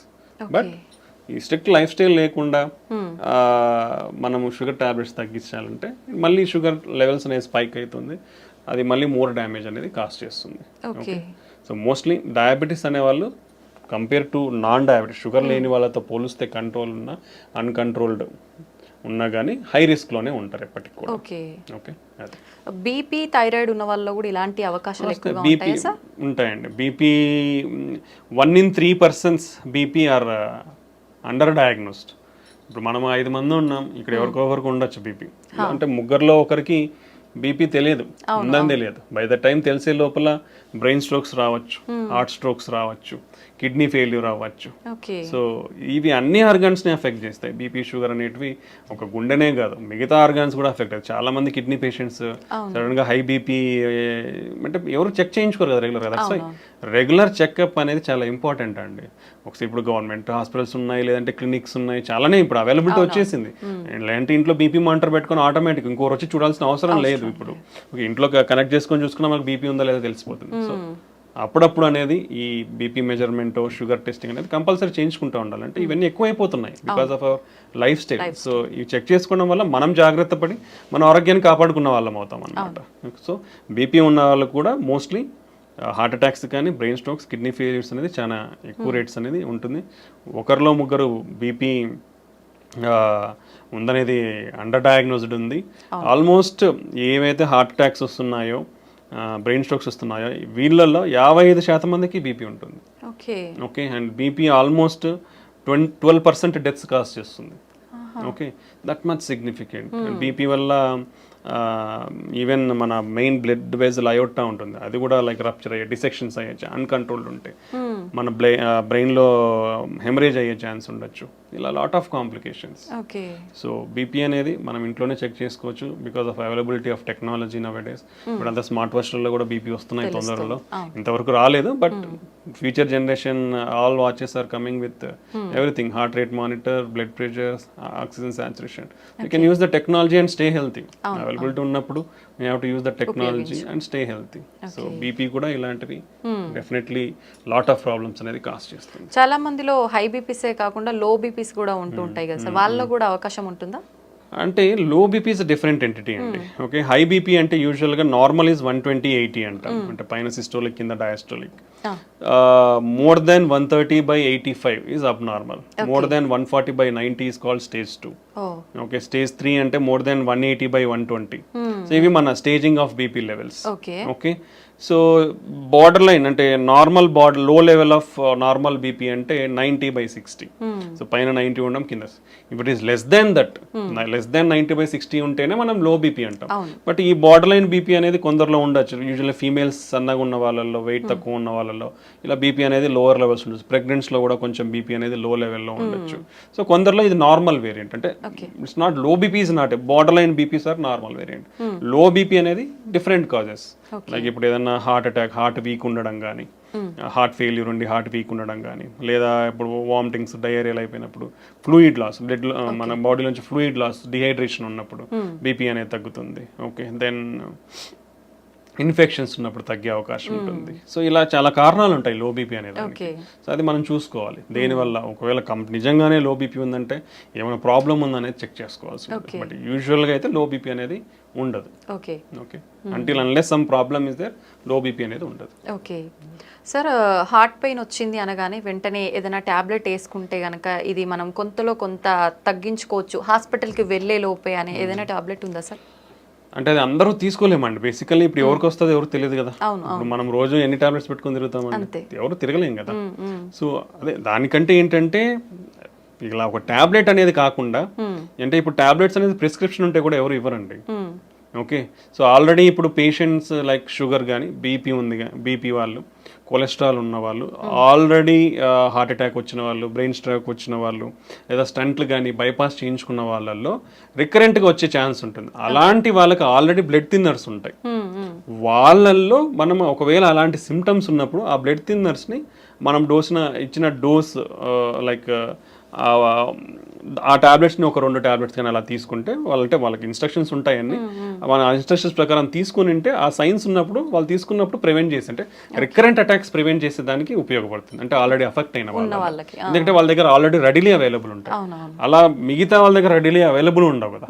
Available ఉన్న వాళ్ళు ఏంటంటే ఫస్ట్ నిర్ధారణ చేసుకోవాలి. పెయిన్ ఎందుకు వస్తుందో తెలియనప్పుడు నువ్వు టాబ్లెట్స్ మింగేస్తాను సార్ అంటే ఎట్లా, కష్టం కదా. సో దానికి ఇమీడియట్గా ఎనీ చెస్ట్ పెయిన్ నెగ్లిజెన్స్ లేకుండా ఒక చిన్న ఈసీజీ దించుకోండి. ఈసీజీలో ఉంటే మీకు డాక్టర్ ఇస్తారు టాబ్లెట్స్, లేదంటే అవసరం లేదు. ఓకే, సో అలా ప్రతి ఒక్కరు టాబ్లెట్స్ అనేది మింగడానికి కరెక్ట్ కాదు. యూజువల్గా ఏంటంటే మనకి ఇలా రిస్క్ ఫ్యాక్టర్స్ ఉన్న వాళ్ళల్లో we'll having scoring systems. Okay, వాళ్ళ రిస్క్ని ఎవాల్యుయేట్ చేసే స్కోరింగ్ సిస్టమ్స్ ఉంటాయి మనకి. So like intermediate to high risk అంటాం. అలా ఉన్న వాళ్ళకి వీ కెన్ డాక్టర్స్ వీళ్ళు ప్రిస్క్రైబ్, అంటే హార్ట్ అటాక్ రాకుండా బ్లడ్ థిన్నర్స్ అనేది ఇస్తామన్నమాట. సో అలాంటి వాళ్ళ దగ్గర ఉన్నప్పుడు వాళ్ళు తీసుకోవచ్చు, నాట్ ఎవ్రీబడి. సార్, ప్రత్యేకంగా లేడీస్ విషయానికి వస్తే హార్ట్ అటాక్ రావడానికి ఇవి రీజన్స్ అని చెప్పొచ్చే రీజన్స్ ఏమైనా ఉన్నాయా? అంటే usually ladies are underrepresented అండి. లాట్ ఆఫ్ క్లినికల్ ట్రయల్స్లో చూసుకుంటే ఎక్కువ మంది జెంట్స్లోనే ఎవాల్యుయేట్ చేసినారు, ఫీమేల్స్ని evaluate. So there is lot of discrepancy in the data also. అంటే వీళ్ళని ఎక్కువ రిప్రజెంట్ చేసినారు కాబట్టి వీళ్ళని ఎక్కువ, వీళ్ళని రిప్రజెంట్ చేయలేదు కాబట్టి తక్కువ అన్నట్లు ఉంటుంది. బట్ ఫీమేల్స్కి మేల్స్ ఆల్ ఈక్వల్లీ ఇద్దరు కూడా హార్ట్ అటాక్ రావడానికి సమానమైన ఛాన్సెసే ఉంటాయి. సో వీళ్ళ అంటే బీపీ, షుగర్, కొలెస్ట్రాల్ ఇవన్నీ కూడా యాజ్ జెంట్స్ ఫీమేల్స్ సేమ్ రిస్కే ఉంటుంది. బట్ ఫీమేల్స్లో తీసుకుంటే like they are more prone to some special category. అంటే మన వెజల్స్ అనేది మెయిన్ వెజల్స్ అంటే మ్యాక్రో వెజల్ అంటాం, కింద దాని చివర్లో వచ్చేది మైక్రో వెజల్. ఈ మైక్రో వాస్కులేచర్ అబ్స్ట్రక్షన్స్ కొంచెం ఫీమేల్స్లో ఎక్కువ ఉంటుంది. That is the first point. రెండోది females are more sensitive, like ఇది కాల్డ్ వాసోస్పాజమ్ అంటే వెజల్ ఉండేది సడన్ గా ముడుచుకుపోతుంది. ఓకే. ఇలా స్పాజమ్ కి females are more prone emotionally also. ఇది కాల్డ్ ఎమోషనల్ హార్ట్ సిండ్రోమ్ కూడా ఉంటుంది మనకి, సాకోసోబో సిండ్రోమ్ అంటాం. అంటే సడన్ ఎమోషనల్లీ అయినారనుకోండి సడన్ గా హార్ట్ అటాక్ లాగా ప్రజెంట్ అయ్యే ఛాన్స్ ఉంటుంది. అది more in females. And sometimes spontaneous coronary artery dissection అంటాం. అంటే మన బ్లడ్ వెజల్ సడన్ గా ఇట్లా కోత రావడం అనమాట. అలా కోత వచ్చినప్పుడు బ్లడ్ ఫ్లో తగ్గిపోతుంది, హార్ట్ అటాక్ లాగా ప్రజెంట్ అయ్యే ఛాన్స్ ఉంటుంది. సో అలా ఫీమేల్స్ లో కొంచెం ఎక్కువ వచ్చే అవకాశం ఉంటుంది. And then like post menopause hormonal disturbances వల్ల కూడా కొంచెం హార్మోనల్ చేంజెస్ అన్ని జరిగి కొంచెం హార్ట్ అటాక్స్ ఎక్కువ వచ్చే అవకాశం ఉండొచ్చు. And second thing underrepresentation. నేను అదే చెప్పాను కదా, అంటే they are neglected a bit usually in the society. Previously, right now everything is changing, is going in equality. ప్రీవియస్గా అంటే ఫ్యామిలీలో అయినా ఎవరైనా తీసుకుంటే ఫీమేల్స్లో ఒకవేళ ఏదైనా సిమ్టమ్స్ చెప్తే లైట్గా తీసుకునేవాళ్ళు. అలా ఆ నెగ్లిజెన్స్ అనేది ఉండకూడదు ఇప్పుడు వాళ్ళు, ఎందుకంటే they are also equally affected by health. So వాళ్ళలో ఆ నెగ్లిజెన్స్ చూపించకుండా వాళ్ళకు కూడా ఇమీడియట్ ట్రీట్మెంట్ తీసుకుంటే you can give better care to our family members ఫీమేల్స్కి. ఓకే, ఇదొకటి. దెన్ ప్రెగ్నెన్సీలో that is most important nowadays. Pregnancy ఉన్నప్పుడు you should take care of your health very properly. మీకు బీపీ కానీ షుగర్ కానీ ఇలా complications ఏమున్నా కానీ these are all carrying forward. So if anybody develops BP or thyroid disorders or sugar in pregnancy, they are more prone to risk for getting heart problems in future. So you should manage your pregnancy well. So ఇవన్నీ చాలా important అనమాట ఫీమేల్స్లో. So ఇవన్నీ care తీసుకుంటే, and మనం already discuss చేసుకున్నాం, ఫీమేల్స్లో symptoms అనేది ఈజీగా recognise చేయడం కూడా కొంచెం వాళ్ళలో తక్కువ తెలుస్తాయి, నొప్పిని రికగ్నైజ్ చేయడం కానీ ఆయాసం కానీ. సో ఇవన్నీ ఆ నెగ్లిజెన్స్ అనేది లేకుండా మైల్డ్ ప్రాబ్లం ఉన్నప్పుడు కూడా మనకు ఫీమేల్స్ పెద్దవాళ్ళు ఎవరైతే ఉన్నారో ఇంట్లో వాళ్ళకి ఇమీడియట్ కేర్, మనం కన్సర్న్ అండ్ కేర్ చూపించి వాళ్ళని సరైన చూపిస్తే మనం అర్లీగా డిటెక్ట్ చేసి we can save themselves. So ఇవి మనకు మేల్స్కి ఫీమేల్స్కి మధ్య ఉన్న తేడాలు. Okay sir, once heart attack వచ్చిన వాళ్ళకి ఆఫ్టర్ ట్రీట్మెంట్ హెల్దీగా ఉన్నా మళ్ళీ మళ్ళీ వచ్చే అవకాశం ఎక్కువగా ఉంటుందంటారా? ఉండొచ్చండి. Once any problem like heart attack or brain stroke ఒకసారి వచ్చిన తర్వాత రికరెంట్ ఛాన్సెస్ డెఫినెట్లీ హై ఉంటాయి. ఓకే, సో హెల్తీగా అనేది చాలా కాంపోనెంట్స్ ఉంటాయి. మనం ఆల్రెడీ డిస్కస్ చేసుకునేది, మన హెల్తీ ఫుడ్ ఉంటుంది, డైలీ ఎక్సర్సైజ్ ఉంటుంది, మనకు బీపీ షుగర్ ఎంత కంట్రోల్లో ఉన్నాయని ఉంటుంది, మనకి ఇచ్చిన మెడికేషన్స్ ఎంత కరెక్ట్గా వేసుకుంటున్నాం అనేది ఉంటుంది. So all these factors affect. ఈ ఫ్యాక్టర్స్ నుంచి ఒకటి డివియేట్ అయినా మనకు ఎక్కువ వచ్చే ఛాన్స్ ఉంటుంది. ఈవెన్ అన్కంట్రోలబుల్ న్యాచురల్ ప్రాసెస్ అండి. మనకు ఫ్యాట్ అక్యుములేషన్ అనేది న్యాచురల్ ప్రాసెస్. మనం మెడిసిన్స్ తీసుకున్నా కానీ కొందరిలో బికాస్ ఆఫ్ జెనెటిక్స్ ప్రోగ్రెస్ అయ్యే ఛాన్స్ ఉండొచ్చు. సో ఈ డిఫరెంట్ కాంపనెంట్స్ వల్ల అఫెక్ట్ అయ్యే ఛాన్స్ ఉంటుంది. సో ఒకసారి హార్ట్ అటాక్ కానీ బ్రెయిన్ స్ట్రోక్ వచ్చిన వాళ్ళు డెఫినెట్లీ హై రిస్క్, మళ్ళీ వచ్చే ఛాన్సెస్ ఎక్కువే ఉంటుంది. కాబట్టి ఇంకొంచెం స్పెషల్ జాగ్రత్తలు తీసుకోవాలి. అంటే మెడికేషన్స్కి చాలా స్ట్రిక్ట్గా ఫాలో అవ్వాలి. రెగ్యులర్గా అట్లీస్ట్ కంట్రోల్ లెవెల్స్ చెక్ చేసుకోవాలి. బీపీ కానీ కొలెస్ట్రాల్ కానీ షుగర్ కానీ ఇవన్నీ at least third monthly at least check చేసుకోవాలి. బీపీ షుగర్ ఉన్న వాళ్ళు బెటర్ ఇంట్లో బీపీ మానిటర్, షుగర్ మానిటర్ పెట్టుకొని daily you can check your BP or every 1 week you can check your sugars కంట్రోల్లో ఉంటే. సో ఇలాంటి జాగ్రత్తలు అన్నీ తీసుకుంటే మనం ఇవన్నీ అంటే medications, blood thinners, cholesterol lowering drugs, BP control drug, sugar control ఇవన్నీ టైమ్లీ తీసుకొని కరెక్ట్గా మెయింటైన్ చేసుకోగలిగితే రికరెంట్ అటాక్స్ అనేది మనం తగ్గించుకోవచ్చు కూడా. ఓకే సార్, హార్ట్ అటాక్ వచ్చిన వాళ్ళకి వేరే హెల్త్ ఇష్యూస్ ఎక్కువగా కూడా వస్తుంటాయి అని చెప్పి అంటుంటారు. నిజంగా అలా వచ్చే అవకాశం ఉంటుందా? అంటే ఇట్ డిపెండ్స్. అంటే it depends on lot of risk factors. ఇప్పుడు హార్ట్ అటాక్ ఎందుకు వచ్చింది, బీపీనో షుగరో ఇంకోటి ఏదో ఉంటుంది, ఉండదు. ఉన్నప్పుడు ఏమవుతుంది, వాళ్ళు ఒకసారి అఫెక్ట్ అయిన తర్వాత ఫర్దర్ ఆర్గన్స్ కూడా డ్యామేజ్ అయ్యే ఛాన్స్ ఉంటుంది. వీ డోంట్ అంటే మనం హార్ట్ అటాక్ సిమ్టమ్స్తో ప్రజెంట్ అనేది కాబట్టి we can treat that. But already అప్పటికే ఇప్పుడు కిడ్నీ డ్యామేజ్ అయ్యి ఉండొచ్చు. సో వాళ్ళు కిడ్నీ ప్రాబ్లమ్స్లో ల్యాండ్ అయ్యే ఛాన్స్ ఉంటుంది. ఓకే, షుగర్ కానీ బీపీ ఉన్న వాళ్ళు వీళ్ళందరూ. లేదా ఒకసారి this is called vascular disease అనుకున్నాం. అంటే cholesterol accumulation in the blood vessels. ఇక్కడ అఫెక్ట్ అయినాయంటే బ్లడ్ వెజల్స్ ఎక్కడ వేరే చోట కూడా అఫెక్ట్ అయ్యింటారు. సో ఒకసారి హార్ట్ అటాక్ వచ్చిన వాళ్ళు ఫ్యూచర్లో బ్రెయిన్ స్ట్రోక్ కూడా వచ్చే అవకాశం ఎక్కువ ఉంటుంది, లేదా కాళ్ళల్లో బ్లాక్స్ వచ్చే అవకాశం ఉంటుంది. సో ఇలా అదర్ ప్రాబ్లమ్స్ కూడా వచ్చే అవకాశం ఎక్కువే ఉంటుంది అనమాట. దెన్ వాళ్ళ age and immunity levels, old age అనుకోండి, ఒకసారి హార్ట్ అటాక్ వచ్చినాక ఏజ్, ఇమ్యూనిటీ లెవెల్స్ని బట్టి ఇన్ఫెక్షన్స్ రావడం కానీ ఇలాంటివి కూడా ఉండే అవకాశం ఉండొచ్చు.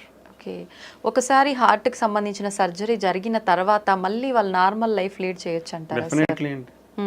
ఇప్పుడున్న latest technology and advancements and treatments so definitely normal life lead చేయొచ్చు. ఒకసారి హార్ట్ అటాక్ వచ్చింది, స్టంట్ పడిందంటే అయ్యో ఏదో అయిపోయింది ఇంకేం చేయలేమనేది ఎక్కడా లేదు.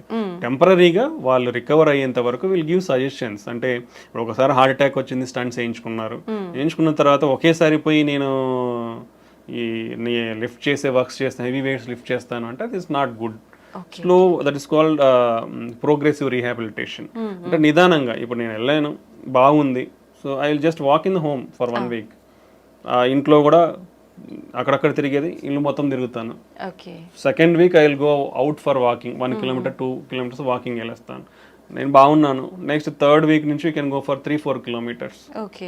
After 1 month you can do routine activities if everything. So this call graded rehabilitation. అంటే మన బాడీ కూడా మళ్ళీ అక్లమటైజ్ అవుతుంది ఆ వర్క్ అనేది. సో దెన్ దాంతో పాటు you have to control medication compliance. That is most medications అనేది రెగ్యులర్గా వాడాలి. ఇనిషియల్ స్టేజెస్లో కొన్ని ఎక్కువ మెడికేషన్స్ ఉంటాయండి, హార్ట్ అటాక్ వచ్చిన తర్వాత లేదా స్టంట్ వేయించుకున్న తర్వాత కానీ బైపాస్ కానీ. బట్ స్లోగా పేషెంట్స్ కండిషన్ బట్టి హార్ట్ ఫంక్షన్ ఇంప్రూవ్మెంట్ని బట్టి కూడా అవన్నీ అడ్జస్ట్ చేస్తూ వస్తాము. So after 1 year compulsory 1 blood thinner, cholesterol lowering drugs, మీ రిమైనింగ్ ఇష్యూస్ ఏమంటే అదొకటి కంటిన్యూ చేసుకుంటే they will stay happy. They can lead happily in normal life. ఇప్పుడున్న అడ్వాన్స్మెంట్ టెక్నాలజీతో ఎవ్రీథింగ్, ఓపెన్ హార్ట్ సర్జరీ లేకుండా కూడా ఫర్ ఎవ్రీథింగ్, బైపాస్ కూడా అవసరం లేకుండా చాలా కేసుల్లో కూడా స్టంట్స్ వేసుకోవచ్చు.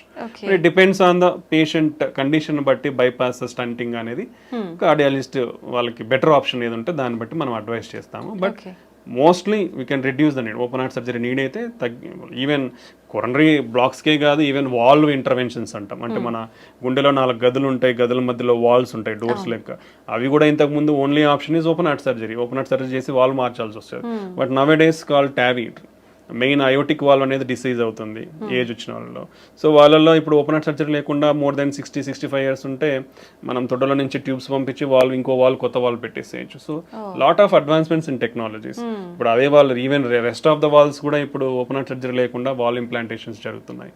ఈ టెక్నాలజికల్ అడ్వాన్స్మెంట్స్ వల్ల ఏంటంటే మనకి ఇప్పుడు ఓపెన్ హార్ట్ సర్జరీ అంటే లాట్ ఆఫ్ థింగ్స్. పేషెంట్ ఒక 1 week ఉండాల్సి ఉంటుంది, హార్ట్ ఓపెన్ చేసి వూండ్ హీల్ కానీ 3 months పడుతుంది. So that is call lot of mental agony also for the patient. ఏదో చాలా పెద్ద జరిగిపోయింది, నేను రికవర్ అవ్వలేను అనేది మెంటల్ అగనీ కూడా ఉంటుంది ఓపెన్ హార్ట్ చేసిన తర్వాత. ఇప్పుడు ఇవన్నీ రీసెంట్ అడ్వాన్స్మెంట్స్ వచ్చిన తర్వాత అంత నీడ్ ఉండట్లేదు. So you can do everything like through small tube in your hand or leg. చిన్న ట్యూబ్ ద్వారానే అన్నీ అయిపోతున్నాయి ఇప్పుడు. సో ఈ టెక్నాలజికల్ అడ్వాన్స్మెంట్స్ వల్ల you can get a better treatment and you can mobilise easily. Hospital stay 2-3 days కంటే ఉండదు. After that ఒక 1 week to 1 month లోపల నార్మల్ రొటీన్ లైఫ్కి వచ్చేస్తారు. After that you can do all routine life, driving చేసుకోవచ్చు, అన్ని చేసుకోవచ్చు. రిస్క్ ఫ్యాక్టర్స్ ఏమైనా ఉంటాయా సార్ ఈ టైప్లో చేస్తున్నప్పుడు? చాలా లెస్ అండి, less than 1 to 2%. Less than 1 to 2%. If you take stenting, coronary stenting or interventional procedures తీసుకుంటే అరౌండ్ 2 to 5% రిస్క్. ఓపెన్ హార్ట్కి తీసుకుంటే అరౌండ్ 5 to 10% రిస్క్ ఉంటుంది. So compare to open heart ఈ అడ్వాన్స్డ్ టెక్నిక్స్ అన్ని కూడా లెస్ రిస్కే ఉన్నాయి. అంటే యూజువల్గా ఇవన్నీ మోర్ హై సర్జికల్ రిస్క్ ఉన్న వాళ్ళకే ఆఫర్ చేస్తాం ట్రీట్మెంట్స్. సో కాబట్టి హై సర్జికల్ రిస్క్ అన్నాక ఇంకా only better option is having going through that. ఒకసారి సర్జరీకి హై రిస్క్ ఉన్నప్పుడు ఈ ప్రొసీజర్ చేసినప్పుడు కూడా మినిమల్ రిస్క్ అనేది ఉంటుంది, కానీ మేజర్ రిస్క్ అనేది. So we'll take all precautions to reduce the risk and give the best treatments to the patient. జనరల్గా ఓపెన్ హార్ట్ సర్జరీ ఎటువంటి సందర్భాల్లో పేషెంట్ ఎటువంటి కండిషన్లో ఉన్నప్పుడు అవసరం పడుతుంది సార్? యూజువల్గా మల్టిపుల్ బ్లాక్స్లో, అంటే లైక్ ఈవెన్ మల్టిపుల్ బ్లాక్స్ కూడా స్టంటింగ్ ఆప్షన్ ఉంది. But there is different disease profile. ఇప్పుడు పైన నుంచి మొత్తం కింద వరకు డిసీజ్ ఉండి ఓన్లీ కింద మాత్రమే నార్మల్ ఉండి అట్లాంటిది 2-3 వెజల్స్లో ఉన్నాయి. లేదా ఒక బ్లాక్ మూసుకుపోయి కొన్ని సంవత్సరాలు అయిపోయింది, అట్లాంటివి 2 ఉన్నాయి. సిటీఓస్ అంటాం, క్రానిక్ టోటల్ అక్లూషన్స్. అలాంటి 2 ఉన్నాయి. సో అలాంటప్పుడు యూజువల్గా, లేదా షుగర్ ఉండి మల్టిపుల్ బ్లాక్స్ ఉన్నాయి, సో అలాంటి వాళ్ళకి బైపాస్ చేస్తాం. Nowadays you can safely keep around 5 to 6 stents. యూజువల్గా చాలా మందికి ఒక అపోహ ఏంటంటే 2 కంటే ఎక్కువ పెట్టుకోవద్దని ఉంటుంది. But it's wrong. ఎక్కడ కూడా అలాంటి లిమిటేషన్స్ లేవు. There are lot of case reports, కొన్ని 10లో పైన స్టంట్లు వేసిన సినారియోస్ కూడా ఉన్నాయి బికాస్ ఆఫ్ టెక్నాలజీ అడ్వాన్స్. పాతకాలం స్టంట్ వేయించుకుంటారు, టెక్నాలజీ అడ్వాన్స్ మూసుకుపోయి ఉంటుంది, మళ్ళీ వేస్తారు. సో స్టంటింగ్ అనేది up to 5 to 6 number of stents హ్యాపీగా సేఫ్గా చేయించుకోవచ్చు. ఓకే, బైపాస్ అనేది స్పెసిఫిక్ సినారియోస్, పేషెంట్ కండిషన్ బట్టి. ఇండియాలో ఏంటంటే మనకు కొంచెం economics are most important. So ఆ కండిషన్ బట్టి పేషెంట్కి అడ్వైజ్ అనేది ఇస్తూ ఉంటాం అనమాట. So lot of complex cases now days can be safely done. Without the need of open heart surgery. Okay sir, ఒకసారి స్టంట్ వేసిన తర్వాత చాలా అంటే మూసుకుపోవటానికి మళ్ళీ ఎంత టైం పడుతుంది? ఖచ్చితంగా మూసుకుపోయే ఛాన్స్ ఉంటుందంటారా? This is a very good question. Lot of people are having this doubt. And recently we also faced this scenario. Okay. First point గుర్తు పెట్టుకోవాల్సింది ఏంటంటే చాలా మందికి ఒక అపోహ ఏంటంటే గ్రాఫ్ట్స్ అంటే ఓపెన్ హార్ట్ సర్జరీ చేసి బైపాస్ చేయించుకుంటే బాగుంటుంది, స్టంట్స్ వేస్తే మూసుకుపోతాయి అనేది అపోహలో ఉన్నారు. అది ఇట్స్ వెరీ కంప్లీట్లీ రాంగ్ అండి. ఓకే, యాజ్ సేమ్ గ్రాఫ్ట్స్ ఎంత పేటెంట్ గా 10, 15, 20 సంవత్సరాలు ఉంటాయి, స్టంట్స్ కూడా అలానే ఉంటాయి. ఓకే, గ్రాఫ్ట్స్ కొన్ని అర్లీగా ఫెయిల్ అవుతాయి. Like 50% of the Venus graft అంటే దాంట్లో డిఫరెంట్ ఉంటాయి, ఆర్టీరియల్ అండ్ వీనస్ గ్రాఫ్ట్స్ ఉంటాయి. ఆర్టీరియల్ గ్రాఫ్ట్ లాంగ్ పేటెన్సీ ఉంటుంది, that is the best thing. Arterial grafts complete గా బైపాస్ లో ఆర్టీరియల్ గ్రాఫ్ట్స్ వాడితే it's very good, life span is very good, 15 to 20 years safe గా ఉంటుంది. Venus grafts almost ఇప్పుడు ఒక patient కి 3-4 గ్రాఫ్ట్లు వేస్తారు. సో వీనస్ గ్రాఫ్ట్స్ ఏంటంటే 50% ఆఫ్ ద పీపుల్స్ లో అట్లీస్ట్ ఒక వీనస్ గ్రాఫ్ట్ అయినా విత్ ఇన్ 1 year క్లోజ్ అవుతుంది. That is the data what is showing. 40 to 50% of the patients లో అట్లీస్ట్ 4 వీనస్ గ్రాఫ్ట్లు వేస్తే ఒకటైతే మూసుకుపోతుంది.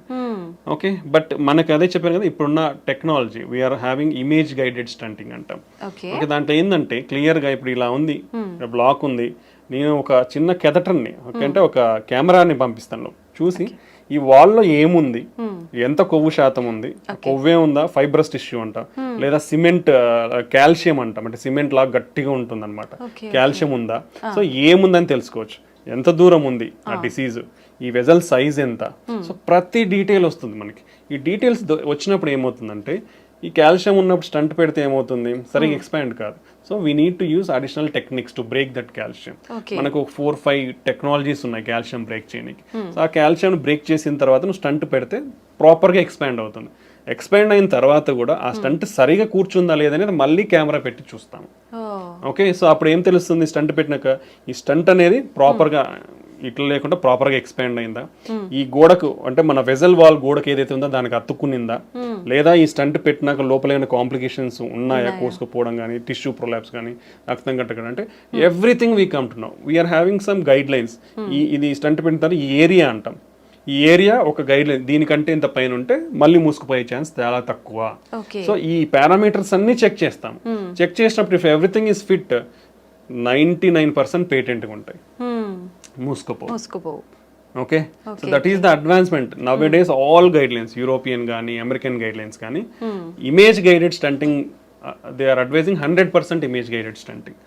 But it comes added cost కాబట్టి, as already discussed, economics involvement ఉంది కాబట్టి it's very difficult to practise. But if you use in every case, definitely we can bring 100% results.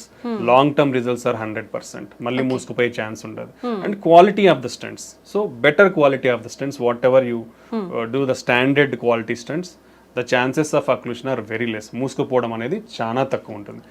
Grafts అయితే ఎలా ఇన్ని సంవత్సరాలు వస్తాయి, స్టంట్లు కూడా అన్ని సంవత్సరాలు వస్తాయి. సో స్టంట్లు ఏదో వేయించుకుంటే మూసుకుపోతాయనే అపోహలు అయితే ఎవరు ఉండద్దండి. ఇప్పుడున్న technologies and the better platforms. ప్రీవియస్గా స్టంట్స్ ఎలా ఉండేదంటే కొంచెం థిక్నెస్ ఉండేటివి, డిజైన్ ఉండేది, అంటే open cell, closed cell design అంటాం, అంటే లింక్స్, ఇప్పుడు ఇట్లా లింక్స్ ఉంటాయి అనమాట, డిఫరెంట్ ప్యాటర్న్స్ ఉండేటి అనమాట. ఇప్పుడు ఇవన్నీ టెక్నాలజీ చేంజ్ అయింది, థిక్నెస్ అనేది తగ్గింది, డ్రగ్ కోటెడ్ అనేది వచ్చింది, ఈ లింక్స్ అనేది డిఫరెంట్ లింక్ డిజైన్స్ వచ్చాయి for better seating in the vessel. So ఈ అన్ని టెక్నాలజీతో it's doing very good nowadays. So almost like more than 97-98% కంప్లీట్గా పేటెంట్ ఉంటాయి, మూసుకుపోవు. Only less chances, only 2-3% only మూసుకుపోయి, స్టిల్ లెస్, చాలా తక్కువ అది మూసుకుపోవడం. So stents are very good option and very safe procedure and very easy. Stent వేయించుకున్నాక 2వ రోజుకి డిశ్చార్జ్ అయిపోతాం, హ్యాపీగా పోతాం, హ్యాపీగా అన్ని పనులు చేసుకుంటాం. సో ఈ అపోహల నుంచి బయటకు రండి. ఇంత అడ్వాన్స్మెంట్స్ ఇంత ఉన్న తర్వాత ఓపెన్ హార్ట్ అనేది చాలా తక్కువ అవసరం పడుతుంది. బట్ డెఫినెట్లీ ఎవరికైతే ఇండికేటెడ్ ఉందో వాళ్ళకి ఆ ఆప్షన్ ఇస్తాము. But majority of the people we can do stunting and lot of technologies is they. ప్రతి వేజల్ని కూడా ఓపెన్ చేయొచ్చు ఇప్పుడున్న మనకున్న టెక్నాలజీతో.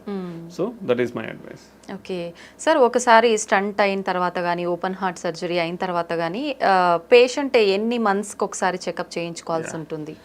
Usually in early stages initial we'll always ask for early reviews, ఎందుకంటే we have to carefully follow them. Okay. ఎందుకంటే ఒకసారి heart attack effect అయిన తర్వాత మళ్ళీ ఎఫెక్ట్ అయ్యే ఛాన్సెస్ ఎక్కువ ఉంటాయి కాబట్టి, అండ్ వాళ్ళకున్న రిస్క్ ఫ్యాక్టర్స్ అనేది మనం కేర్ఫుల్గా కంట్రోల్ చేయాలి, పర్టికులర్లీ డయాబెటీస్ ఉన్న వాళ్ళు. Okay.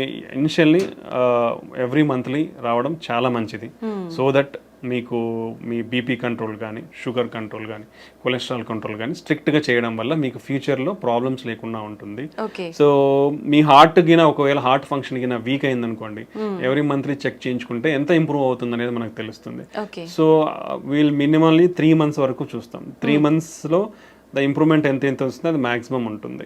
Okay, after that minimal improvement ఉంటుంది. సో దాన్ని బట్టి ఫర్దర్ ట్రీట్మెంట్ ఆప్షన్స్ ఉంటాయి. ఇప్పుడు హార్ట్ ఫంక్షన్ అనేది లెస్ దెన్ 30-35% ఉందనుకోండి, even after 3 months of treatment with good medications, okay, అప్పుడు వాళ్ళకి ఐసీడీ అనేది ఉంటుంది. అంటే హార్ట్ వీక్ ఉన్న వాళ్ళు సడన్ గా చనిపోయే అవకాశాలు ఎక్కువ ఉంటాయి. సో అలాంటి వాళ్ళు ముందే అంటే హార్ట్ రేట్ అబ్నార్మాలిటీస్ రాకముందే ఐసీడీ అనేది వేయించుకుంటే వాళ్ళు ఫ్యూచర్లో సడన్ గా చనిపోయే ప్రమాదం నుంచి కాపాడుకోవచ్చు అనమాట. సో ఇది చాలా ఇంపార్టెంట్. ఓకే, సో ఇలాంటివన్నీ మనకి కేర్ఫుల్ అబ్జర్వేషన్లో ఉంటేనే తెలుస్తాయి.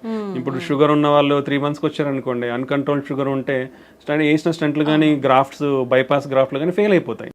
ఇవన్నీ చాలా ఇంపార్టెంట్ కాబట్టి ఇనిషియల్గా around 3 to 6 months every monthly visit will help them. అంటే that also depends on the patient condition బట్టి, సిమ్టమ్స్ బట్టి డాక్టర్ అడ్వైస్ చేస్తారు.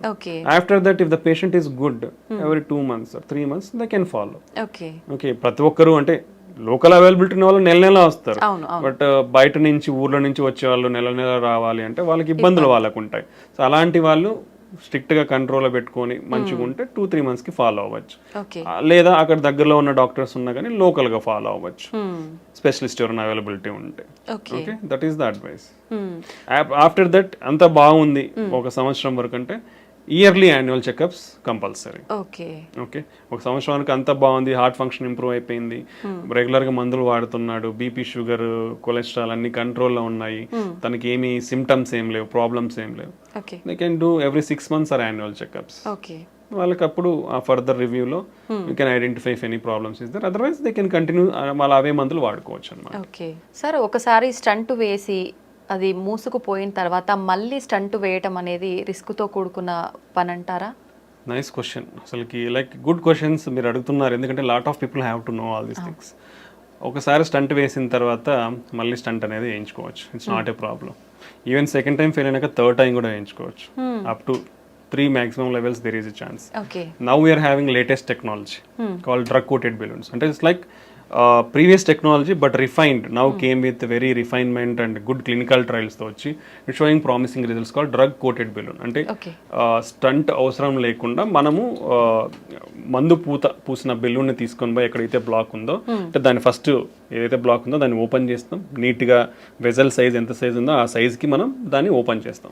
ఓపెన్ చేసిన తర్వాత స్టంట్ పెట్టకుండా మనం ఆ డ్రగ్ కోటెడ్ బెలూన్ని తీసుకొని పోయిస్తే ఆ డ్రగ్ కోటెడ్ బెలూన్ని ఎక్కడైతే నేరో అయిందో అక్కడ పెట్టినప్పుడు ఆ బెలూన్ మీద ఉండే డ్రగ్ మొత్తం వెజల్లోకి అంతా అబ్జర్వ్ అయ్యి అక్కడ మళ్ళీ బ్లాక్ రాకుండా ప్రివెంట్ చేస్తుంది అనమాట.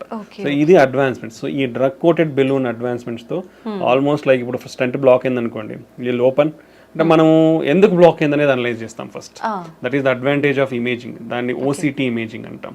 ఆ ఓసిటీ ఇమేజింగ్తో ఎందుకు అంటే నియోత్రి అంటే మళ్ళీ కొలెస్ట్రాల్ పేరుకుపోయిందా, లేదంటే స్టంట్ ఎక్స్పాండ్ కాలేదా ప్రాపర్గా, లేదంటే స్టంట్ ఫ్రాక్చర్ ఏమన్నా ఉందా, స్టంట్ వాల్కి సరిగా అతుక్కోలేదా, ఈ ఫ్యాక్టర్స్ అన్ని మనం అనలైజ్ చేస్తాం ఇమేజింగ్ ద్వారా. సో మనకి దేని వల్ల అని తెలిసినప్పుడు we can take a proper decision. So అలాంటి సమయంలో ఇప్పుడు సరిగా ఎక్స్పాండ్ కాలేదో లేదంటే సరిగా అతుక్కోలేదు అనుకోండి, ఓపెన్ చేసి ప్రాపర్గా డైలేట్ చేసి డ్రగ్ కోటెడ్ బెలూన్ పెడితే ఫ్యూచర్లో మళ్ళీ బ్లాక్ ఉండదు. లేదు ప్రాపర్గా ఎక్స్పాన్షన్ అయింది, వెజల్ వాల్ అతుక్కుంది, స్టంట్ లోపల మళ్ళీ కొవ్వు పేరుకుపోయి మళ్ళీ బ్లాక్ వచ్చింది అనుకోండి, then we will do depends on the characteristics of the plaque. ప్రాపర్గా ఎక్స్పాన్షన్ అయింది, no major issues, plaque and cholesterol burden అంత లేదు అనుకుంటే డ్రగ్ కోటెడ్ బెలూన్ వాడచ్చు. లేదు చాలా బర్డన్ ఉంది, టఫ్ లీజన్ ఉంది, స్టంట్ కంపల్సరీ అంటే స్టంట్ మళ్ళీ పెట్టచ్చు. So 2 to 3 times or 4 times we can use drug coated balloon technology and stunting.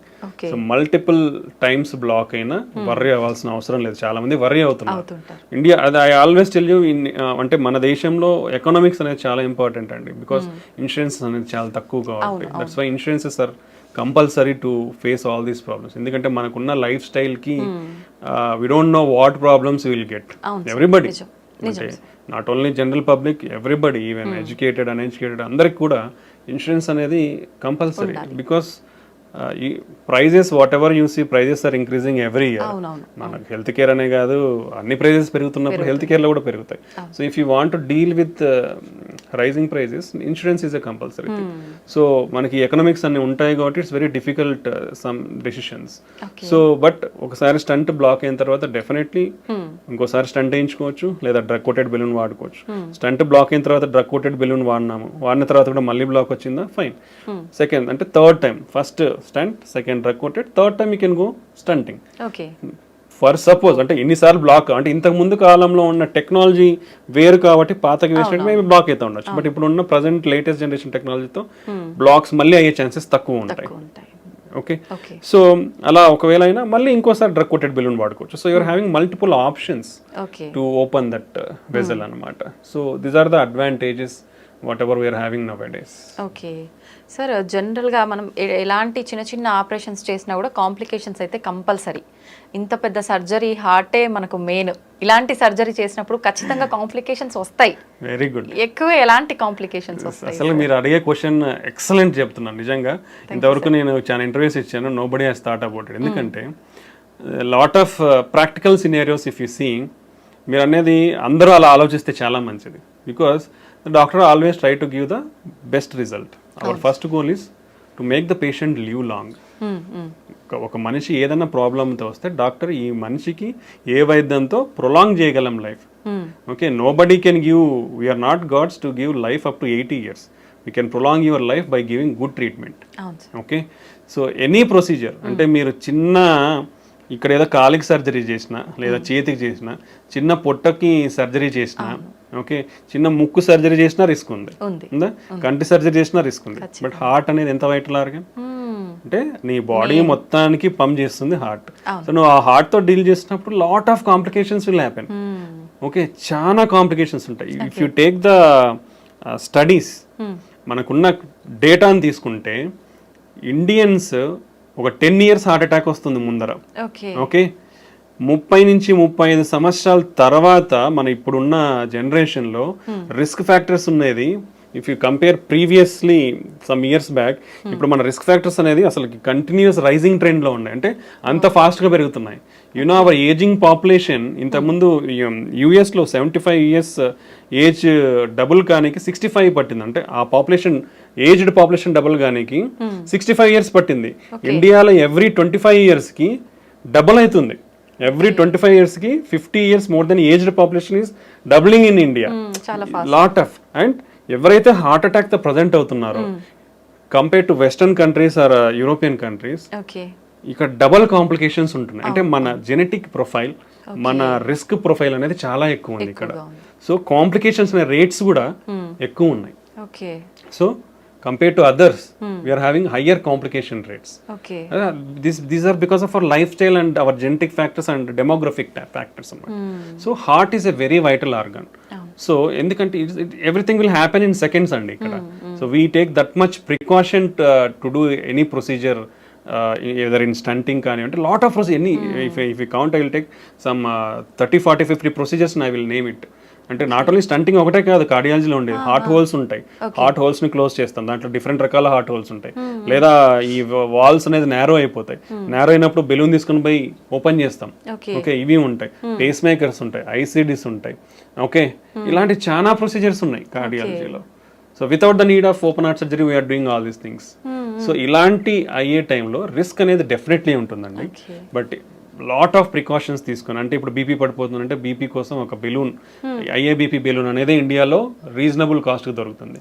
ఇంపెల్లా అని ఉంటుంది కానీ it's very costly. It's like lot of people it is unreachable నౌడేస్ till now, even ఇప్పుడు కూడా. So ఐఏబీపీ balloons రెడీగా పెట్టుకుంటాం. Heart rate పడిపోయే chance ఉండొచ్చు. Heart rate పడిపోనికి face maker అనేది రెడీగా ఉంటుంది. ఒకవేళ డెఫినెట్లీ అవుతుందని తెలిసినప్పుడు ముందే పేస్ మేకర్ పెడతాం. లేదా బీపీ పడిపోతుందంటే ముందే బీపీ బెలూన్ సపోర్ట్ కోసం పెట్టుకుంటాం. బీపీ కోసం ఇంజెక్షన్స్ రెడీగా పెట్టేసుకుంటాం.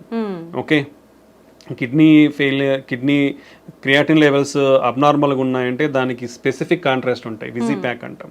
సో అవి స్పెసిఫిక్ అంటే కిడ్నీ డ్యామేజ్ కాకుండా ప్రికాషనరీ మెజర్స్ తీసుకొని స్టార్ట్ చేస్తాము. ఓకే, దెన్ హార్ట్ రేట్ సడన్గా పెరిగే ఛాన్స్ ఉండొచ్చు. సడన్గా పెరిగే ఛాన్స్ ఉంటే సడన్గా అది షాక్ ఇస్తే కంట్రోల్ చేయడానికి డిఫిబ్రిలేటర్ రెడీ ఉంటుంది. ఓకే, దెన్ పేషెంట్కి సడన్గా ఆయాసం రావచ్చు. ఆయాసం వస్తే ట్యూబ్ వేసుకొని వెంటిలేటర్, మిషన్, అనస్థీషియా రెడీగా ఉంటారు. ఓకే, దెన్ బీపీ సడన్గా పెరిగే ఛాన్స్ ఉంటుంది. బీపీ తగ్గించడానికి సడన్గా మెడికేషన్స్ రెడీగా ఉంటాయి. How many precautions we are taking. మా క్యాత్ ల్యాబ్స్ అంటే ఈ ప్రొసీజర్స్ చేసేటప్పుడు we are having minimum of 7 to 8 persons దేర్. For doing a procedure, we are a team of 7 to 8 members. Not a single person we are doing. Because to bring the patient back to normal, we keep all efforts whatever it is there. So ఇట్లాంటి risks అనేది ఉంటాయండి. ఈ risks అన్ని కూడా less than 1%, 2% లో చేస్తున్నాం మేము. Okay, hardly less than 1%. Okay, so 100లో ఒకరికి. It's very rare. అంత మినిమైజింగ్ కాంప్లికేషన్స్తో we're doing with good success rates. So ఇవన్నీ ఉంటాయండి, అందరూ తెలుసుకోవాలి ఇది. ఎందుకంటే హార్ట్ అనేది చాలా వైటల్ ఆర్గన్. ఎందుకంటే ఇప్పుడు కొట్టుకుంటుందండి, సడన్ గా అయిపోతే అయిపోయినట్టు. Okay, it can happen any time. Surgery అప్పుడే కాదు, ఇంట్లో ఉన్నప్పుడే. ఇప్పుడు హార్ట్ అటాక్స్ లో 50% హాస్పిటల్ రాకముందు చనిపోతున్నారు. ఆల్రెడీ నీ హార్ట్ డ్యామేజ్ అయిపోయి మనం లేట్ గా ప్రజెంట్ అయిపోయి హాస్పిటల్ కి ఇలా ప్రజెంట్ అయినప్పుడు రిస్క్ ఎక్కువ ఉంటుంది. If it's see the data, మనం మళ్ళీ if you come to the whatever data is available till now, heart attack low BP పడిపోయింది అనుకోండి, high risk of death. 40 to 50% of the cases will go to die. ఎక్కువ chances ఉంటాయి. 40 to 50% రికవర్ అవుతారు with simple medications or just going stenting. But rest of the 40-50% in heart attack with cardiogenic shock అంటాం, అంటే BP పడిపోయినప్పుడు.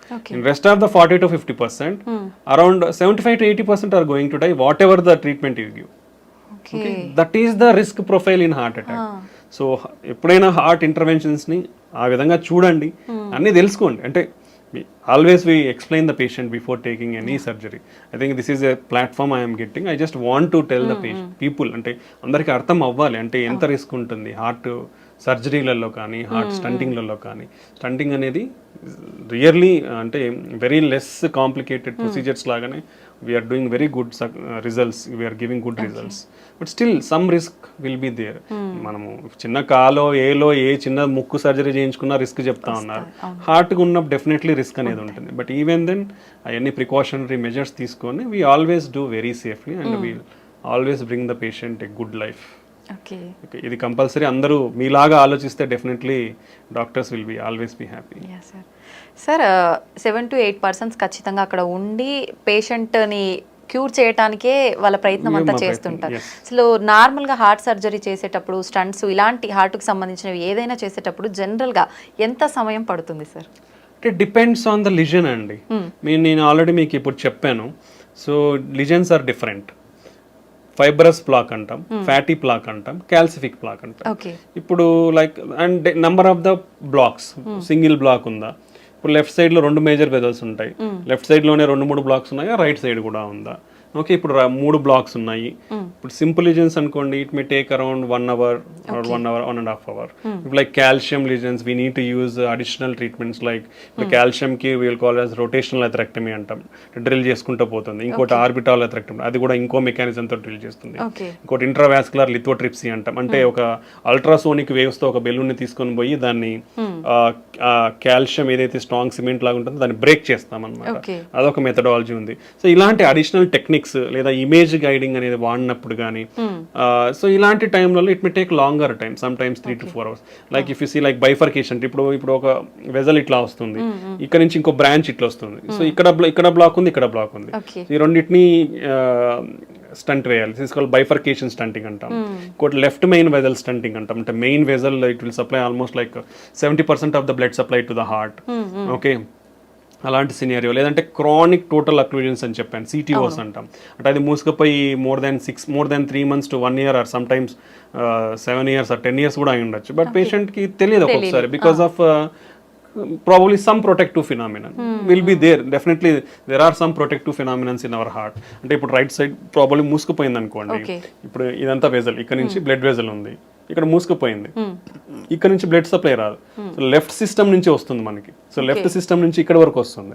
So that is a protective mechanism. So initial stages లో మూసుకుపోయిన protective mechanism ఉండడం వల్ల తనకి పెద్ద సిమ్టమ్స్ తెలియవు. బట్ అనే లాంగ్ టర్మ్ ఇటుపక్క కూడా బ్లాక్ ఏర్పడింది, అప్పుడు తనకి బ్లడ్ సప్లై అనేది తగ్గుతుంది కాబట్టి సిమ్టమ్స్ అనేది మేనిఫెస్ట్ అవుతాయి. సో ఇలాంటి లీజన్స్ ట్రీట్ చేసినప్పుడు 3 to 4 hours అనేది పడుతుంది. ఓకే సార్, చాలా మందిలో ఎక్కువగా వింటుంటాం ఎర్లీ మార్నింగ్స్ టైంలో నిద్రలో ఉన్నప్పుడు మాత్రమే హార్ట్ అటాక్స్ వస్తుంటాయి అని చెప్పి.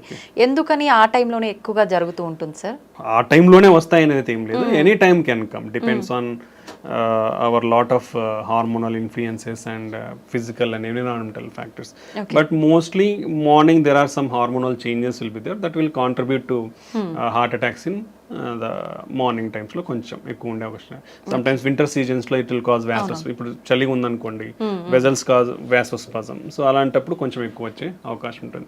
ఫుడ్ తిన్న తర్వాత మనం ఎక్కువ వాక్ చేసిన అలాంటి టైంలో ఎగ్జర్షన్ ఉంటుంది కాబట్టి, అంటే our blood supply will be there mostly to the gut to absorb the nutrients. అలాంటి టైంలో ఫుడ్ తిన్న తర్వాత వాకింగ్ చేసి ఎక్సర్సైజ్ లాగా చేసినప్పుడు చేస్తే వచ్చే అవకాశం, అంటే ఆల్రెడీ ఉన్న వాళ్ళలో బ్లాక్స్ ఉన్న వాళ్ళలో వచ్చే అవకాశం ఉంటుంది అనమాట. ఓకే సార్, ఈ మధ్య కాలంలో వింటున్నాం, చాలా మంది చూస్తున్నాం కూడా సోషల్ మీడియాలో, మనం జిమ్ చేసే వాళ్ళు ఎక్కువగా సడన్ గా పడిపోవడము, అక్కడే స్పాట్ లో డెత్ అవ్వడము, ఇలాంటి సంఘటనలు చాలా వింటున్నాం. ఇది హార్ట్ అటాక్ అంటారా సార్? అసలు ఎందుకు జరుగుతుంది? డిఫరెంట్ సినారియోస్ ఉంటాయండి దీంట్లో కూడా. Like if you speak like athletes, sudden death in athletes అనే ఒక టాపిక్ ఉంటుంది. సో ఏంటంటే వాళ్ళలో కొన్ని underline structural abnormalities of the heart ఉండొచ్చు, బికాస్ ఆఫ్ వాళ్ళు చెక్ చేయించుకొని ఉండొచ్చు. కొందరిలో జెనెటిక్ ఛానలోపతిస్ అంటే అరిథమిక్ హార్ట్ రేట్ అబ్నార్మాలిటీస్ ఉండే ఛాన్స్ ఉండొచ్చు. సో ఇలాంటి కారణాలు కూడా జరుగుతాయి. But work heavy intense exercise చేసినప్పుడు ఏమవుతుందంటే మన హార్ట్ అనేది చాలా అగ్రెసివ్గా వర్క్ చేయాల్సి ఉంటుంది బికాస్ ఆఫ్ రిక్వైర్మెంట్. బాడీకి బ్లడ్ అందాలి కాబట్టి. సో అప్పుడు ఏమవుతుంది, సప్లై డిమాండ్ మిస్ మ్యాచ్ అవుతుంది. Okay, supply demand miss. ఇప్పుడు చిన్న ప్రాబబ్లీ వాళ్ళకి ఆల్రెడీ అన్డిటెక్టెడ్, ఇప్పుడు అండర్ డయాగ్నోస్ బ్లాక్స్ ఉన్నాయి అనుకోండి, అప్పుడు ఏమవుతుంది, సప్లై డిమాండ్ మిస్ మ్యాచ్ అయ్యి హార్ట్ ఫంక్షన్ అనేది తగ్గే ఛాన్స్ ఉంటుంది బ్లడ్ సప్లై తగ్గడం వల్ల. అది ఒక మెకానిజం. సో క్రానిక్ గా ఎక్సర్సైజ్ చేసే వాళ్ళకి ఏంటంటే మజిల్ థిక్నెస్ అనేది కొంచెం ఎక్కువ ఉంటుంది అనమాట, హైపర్ట్రోఫీ ఉంటుంది. అలాంటప్పుడు ఏంటి, ఆ థిక్ అండ్ మజిల్ కంప్రెషన్ ఎక్కువ ఉండి వ్యాసోస్పాజం అంటే బ్లడ్ వెజల్స్ కూడా కంప్రెస్ అయ్యే ఛాన్స్ ఉండొచ్చు. అండ్ వర్క్ లోడ్ ఎక్కువ ఉంటుంది కాబట్టి అక్కడ కూడా సప్లై డిమాండ్ మిస్ మ్యాచ్ ఉంటుంది.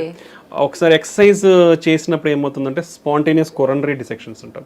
అలా అంటే కోతలు కోసుకుపోయే అవకాశం ఉంటుంది. బీపీ హార్ట్ రేట్ అన్ని ఎక్కువ అయిపోతాయి కదా. సో ఆ బీపీ హార్ట్ రేట్ ఎక్కువైనప్పుడు అలా జరిగే అవకాశం ఉండొచ్చు.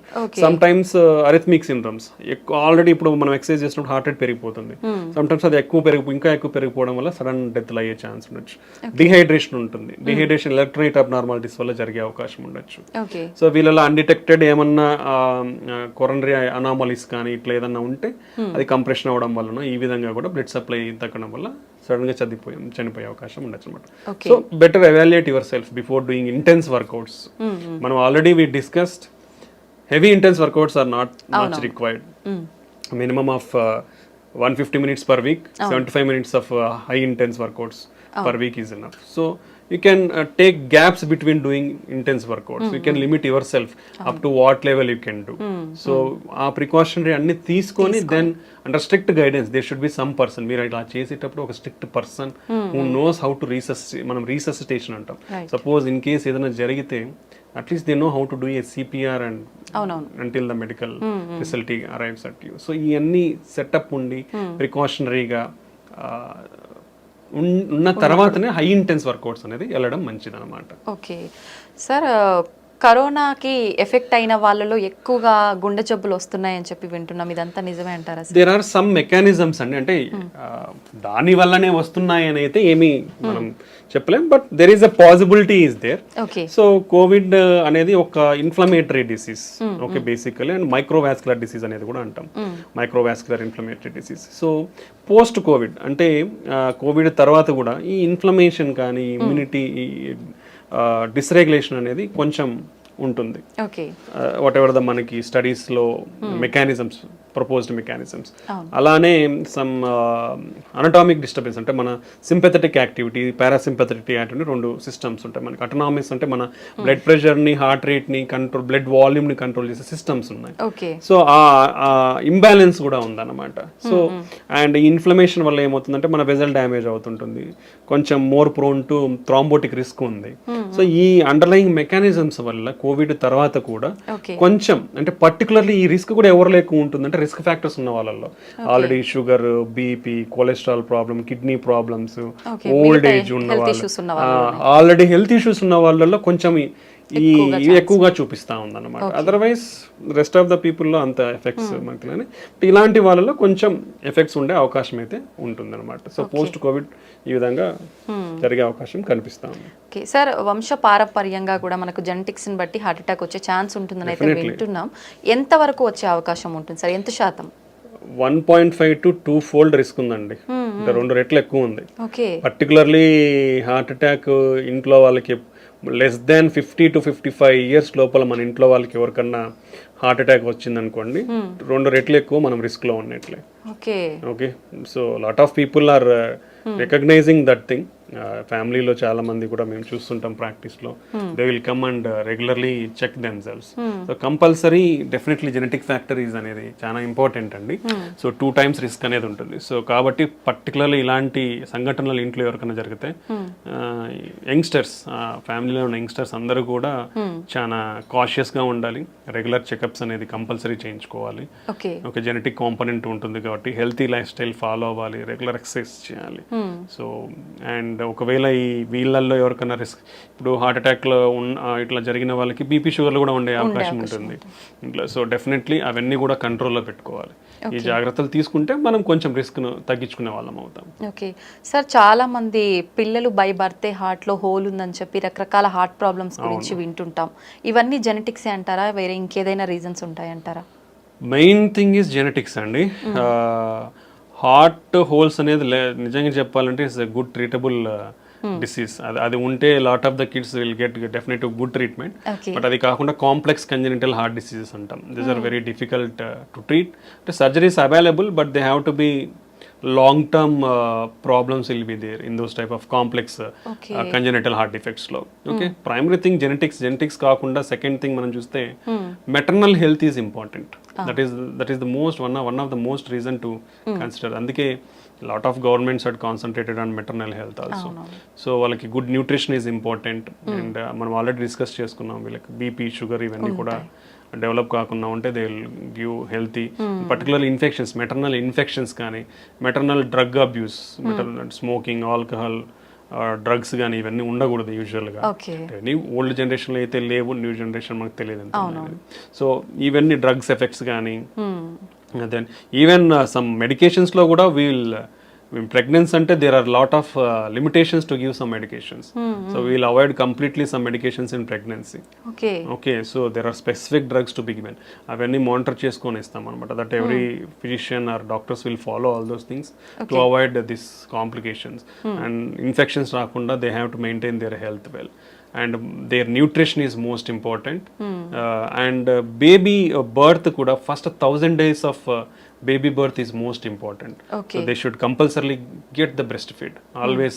That is the most healthy diet for the newborn babies. So compulsory every woman should take initiative in breastfeed their babies. And nutrition, after that nutrition of the kids is most important. Okay, so healthy nutrition undali vallaki. Then they should be also taken care from infections. Because previously and even now still we are seeing rheumatic heart disease, infection related heart valve problems, acute rheumatic fever and rheumatic heart in children. And then even that infections will cause heart pump failure also, will call as myocarditis. So there are a lot of problems is there in children. So both maternal health and infant infant health is most important. జాగ్రత్తలు తీసుకుంటే కొంచెం genetic factors anyway మనం avoid చేయలేము కాబట్టి దీనివల్ల కొంచెం risk తగ్గించుకునే అవకాశం ఉండొచ్చు. ఓకే, మీరు ఇందాక కూడా చెప్పారు ఖచ్చితంగా మనము డైట్ ఎక్సర్సైజ్ అనేది ఇంపార్టెంట్. డైలీ రొటీన్ ఏ విధంగా ఉంటే ఇలాంటి ఇష్యూస్ రాకుండా కొంతవరకు కాపాడుకోవచ్చు అంటారు సార్? అంటే there is no specific thing for us. See ఒక్కొక్కరి dietary pattern if even okay different states ఒక స్టేట్లో తీసుకుంటే district dietary pattern is completely different ఉంటుంది. So based on your local diet, lot of people our staple diet is rice. In rice itself you can go better for unpolished rice. Okay, and quantity, how much of quantity you are taking. మనము we're usually 3 meals అందరికి ఇది standard మనకి ఇక్కడ. ఆ 3 meals ని ఎలా తీసుకుంటామంటే మనం overload, అంతే. So that's not good. So every 3 meals మధ్యలో keep 1 snack meal. Okay, small snack meal, so that you can reduce the amount here. So ఒకేసారి ఎక్కువ తీసుకునేది అనేది తగ్గుతుంది. So take limited food multiple times rather than taking heavy food at only 3 times. That is one of the important thing where we can concentrate and change our lifestyle. That will reduce. And our snacks kuda you can take raw vegetables or only fruits, or you can take nuts. So these healthy nuts. Don't go for processed foods.